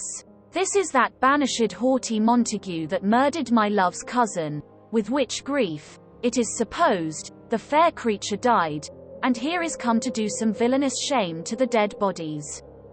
I will apprehend him. Advances. Stop thy unhallowed toil, vile Montague. Can vengeance be pursued further than death? Condemned villain, I do apprehend thee. Obey, and go with me, for thou must die. Romeo. I must indeed, and therefore came I hither. Good gentle youth, tempt not a desperate man. Fly hence and leave me. Think upon these gone. Let them affright thee. I beseech thee, youth, put not another sin upon my head by urging me to fury. O be gone. By heaven I love thee better than myself, for I come hither armed against myself. Stay not, be gone, live, and hereafter say, a madman's mercy bid thee run away. Paris. I do defy thy conjuration, and apprehend thee for a felon here. Romeo. Wilt thou provoke me? Then have at thee, boy. They fight. Page. O Lord, they fight. I will go call the watch. Exit. Paris. Oh, I am slain. Falls. If thou be merciful, open the tomb, lay me with Juliet. Dies. Romeo. In faith, I will. Let me peruse this face. Mercutio's kinsman, noble county Paris. What said my man, when my betossed soul did not attend him as we rode? I think he told me Paris should have married Juliet. Said he not so? Or did I dream it so? Or am I mad, hearing him talk of Juliet, to think it was so? Oh, give me thy hand, one writ with me in sour misfortune's book. I'll bury thee in a triumphant grave. A grave? Oh no, a lantern, slaughtered youth, for here lies Juliet, and her beauty makes this vault a feasting presence full of light. Death, lie thou there, by a dead man inted, laying Paris in the monument. How oft when men are at the point of death have they been merry, which their keepers call a lightning before death. Oh, how may I call this a lightning? O my love, my wife, death that hath sucked the honey of thy breath, hath had no power yet upon thy beauty. Thou art not conquered, beauty's ensign yet is crimson in thy lips and in thy cheeks, and death's pale flag is not advanced there. Tybalt, liest thou there in thy bloody sheet? Oh, what more favour can I do to thee than with that hand that cut thy youth in twain to sunder his that was thine enemy? Forgive me, cousin. Ah, dear Juliet, why art thou yet so fair? Shall I believe that unsubstantial death is amorous, and that the lean abhorred monster keeps thee here in dark to be his paramour? For fear of that I still will stay with thee, and never from this palace of dim night depart again. Here will I remain with worms that are thy chambermaids. Oh, here will I set up my everlasting rest, and shake the yoke of inauspicious stars from this world-wearied flesh. Eyes, look your last. Arms, take your last embrace. And lips, O you the doors of breath, seal with a righteous kiss a dateless bargain to engrossing death. Come, bitter conduct, come, unsavory guide. Thou desperate pilot, now at once run on the dashing rocks thy seasick weary bark. Here's to my love, drinks, O true apothecary, thy drugs are quick. Thus with a kiss I die. Dies. Enter, at the other end of the churchyard, Friar Lawrence, with a lantern, crow, and spade. Friar Lawrence, St. Francis be my speed. How oft tonight have my old feet stumbled at graves? Who's there? Who is it that consorts, so late, the dead? Balthazar. Here's one, a friend, and one that knows you well. Friar Lawrence. Bliss be upon you. Tell me, good my friend, what torch is yond that vainly lends his light to grubs and eyeless skulls? As I discern, it burneth in the Capel's monument. Balthazar. It doth so, holy sir, and there's my master, one that you love. Friar Lawrence. Who is it? Balthazar. Romeo. Friar Lawrence. How long hath he been there? Balthazar. Full half an hour. Friar Lawrence. Go with me to the vault. Balthazar. I dare not, sir. My master knows not but I am gone hence, and fearfully did menace me with death if I did stay to look on his intents. Friar Lawrence. Stay then, I'll go alone. Fear comes upon me. Oh, much I fear some ill unlucky thing. Balthazar. As I did sleep under this yew tree here, I dreamt my master and another fought, and that my master slew him. Friar Lawrence. Romeo. Advances. Alack! Alack! What blood is this which stains the stony entrance of this sepulchre? What mean these masterless and gory swords to lie discolored by this place of peace? Enters the monument. Romeo. Oh, pale. Who else? What, Paris too? And steeped in blood? Ah, what an unkind hour is guilty of this lamentable chance. The lady stirs. Juliet wakes and stirs. Juliet. O comfortable friar, where is my lord? I do remember well where I should be, and there I am. Where is my Romeo? Noise within. Friar Lawrence. I hear some noise. Lady. Come from that nest of death, contagion, and unnatural sleep. A greater power than we can contradict hath thwarted our intents. Come, come away. Thy husband in thy bosom there lies dead, and Paris too. Come, I'll dispose of thee among a sisterhood of holy nuns. Stay not to question, for the watch is coming. Come, go, good Juliet. I dare no longer stay. Juliet. Go, get thee hence, for I will not away. Exit Friar Lawrence. What's here? A cup closeted in my true love's hand. Poison, I see, hath been his timeless end. O churl, drink all, and left no friendly drop to help me after. I will kiss thy lips. Haply some poison yet doth hang on him, to make me die with a restorative.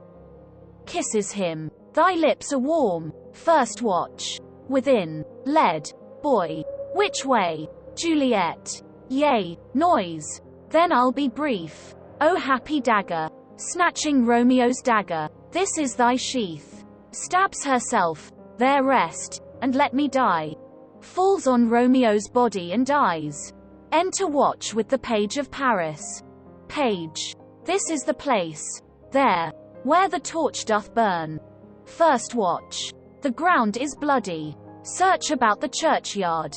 Go, some of you, whoe'er you find attach. Exeunt some of the watch. Pitiful sight. Here lies the county slain, and Juliet bleeding, warm, and newly dead, who here hath lain this 2 days buried. Go tell the prince. Run to the Capulets. Raise up the Montagues, some others search. Exeunt others of the watch. We see the ground whereon these woes do lie, but the true ground of all these piteous woes we cannot without circumstance descry. Re-enter some of the watch with Balthazar. Second watch. Here's Romeo's man. We found him in the churchyard. First watch. Hold him in safety till the prince come hither. Re-enter others of the watch with Friar Lawrence. Third watch. Here is a friar that trembles, sighs, and weeps. We took this mattock and this spade from him as he was coming from this churchyard side. First watch. A great suspicion. Stay the friar too. Enter the prince and attendants. Prince. What misadventure is so early up, that calls our person from our morning's rest? Enter Capulet, Lady Capulet and others. Capulet. What should it be that they so shriek abroad? Lady Capulet. Oh, the people in the street cry Romeo, some Juliet, and some Paris, and all run with open outcry toward our monument. Prince. What fear is this which startles in our ears? First watch. Sovereign. Here lies the county Paris slain, and Romeo dead, and Juliet, dead before, warm and new killed. Prince. Search, seek, and know how this foul murder comes. First watch. Here is a friar, and slaughtered Romeo's man, with instruments upon him fit to open these dead men's tombs. Capulet. O heaven, O wife, look how our daughter bleeds. This dagger hath missed our end, for lo, his house is empty on the back of Montague, and it mis-sheathed in my daughter's bosom. Lady Capulet. O me, this sight of death is as a bell that warns my old age to a sepulchre. Enter Montague and others. Prince. Come, Montague, for thou art early up, to see thy son and heir more early down. Montague. Alas, my liege, my wife is dead tonight. Grief of my son's exile hath stopped her breath. What further woe conspires against mine age? Prince. Look, and thou shalt see. Montague. O thou untaught, what manners is in this, to press before thy father to a grave? Prince. Seal up the mouth of outrage for a while, till we can clear these ambiguities, and know their spring, their head, their true descent, and then will I be general of your woes, and lead you even to death. Meantime forbear, and let mischance be slave to patience. Bring forth the parties of suspicion. Friar Lawrence. I am the greatest, able to do least, yet most suspected, as the time and place doth make against me, of this direful murder. And here I stand, both to impeach and purge myself condemned and myself excused. Prince. Then say at once what thou dost know in this. Friar Lawrence. I will be brief, for my short date of breath is not so long as is a tedious tale. Romeo, their dead, was husband to that Juliet, and she, their dead, that Romeo's faithful wife. I married them, and their stolen marriage day was Tybalt's doomsday, whose untimely death banished the new-made bridegroom from this city, for whom, and not for Tybalt, Juliet pinned you, to remove that siege of grief from her, betrothed, and would have married her perforce to county Paris. Then comes she to me, and with wild looks, bid me devise some means to rid her from this second marriage, or in my cell there would she kill herself. Then gave I her, so tutored by my art, a sleeping potion, which so took effect as I intended, for it wrought on her the form of death. Meantime I writ to Romeo that he should hither come as this dire night to help to take her from her borrowed grave, being the time the potion's force should cease. But he which bore my letter, Friar John, was stayed by accident, and yesternight returned my letter back. Then all alone at the prefixed hour of her waking came I to take her from her kindred's vault, meaning to keep her closely at my cell till I conveniently could send to Romeo. But when I came, some minute ere the time of her awaking, here untimely lay the noble Paris and true Romeo dead. She wakes, and I entreated her come forth and bear this work of heaven with patience.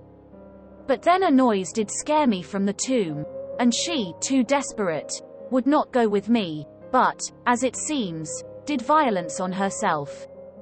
All this I know, and to the marriage her nurse is privy.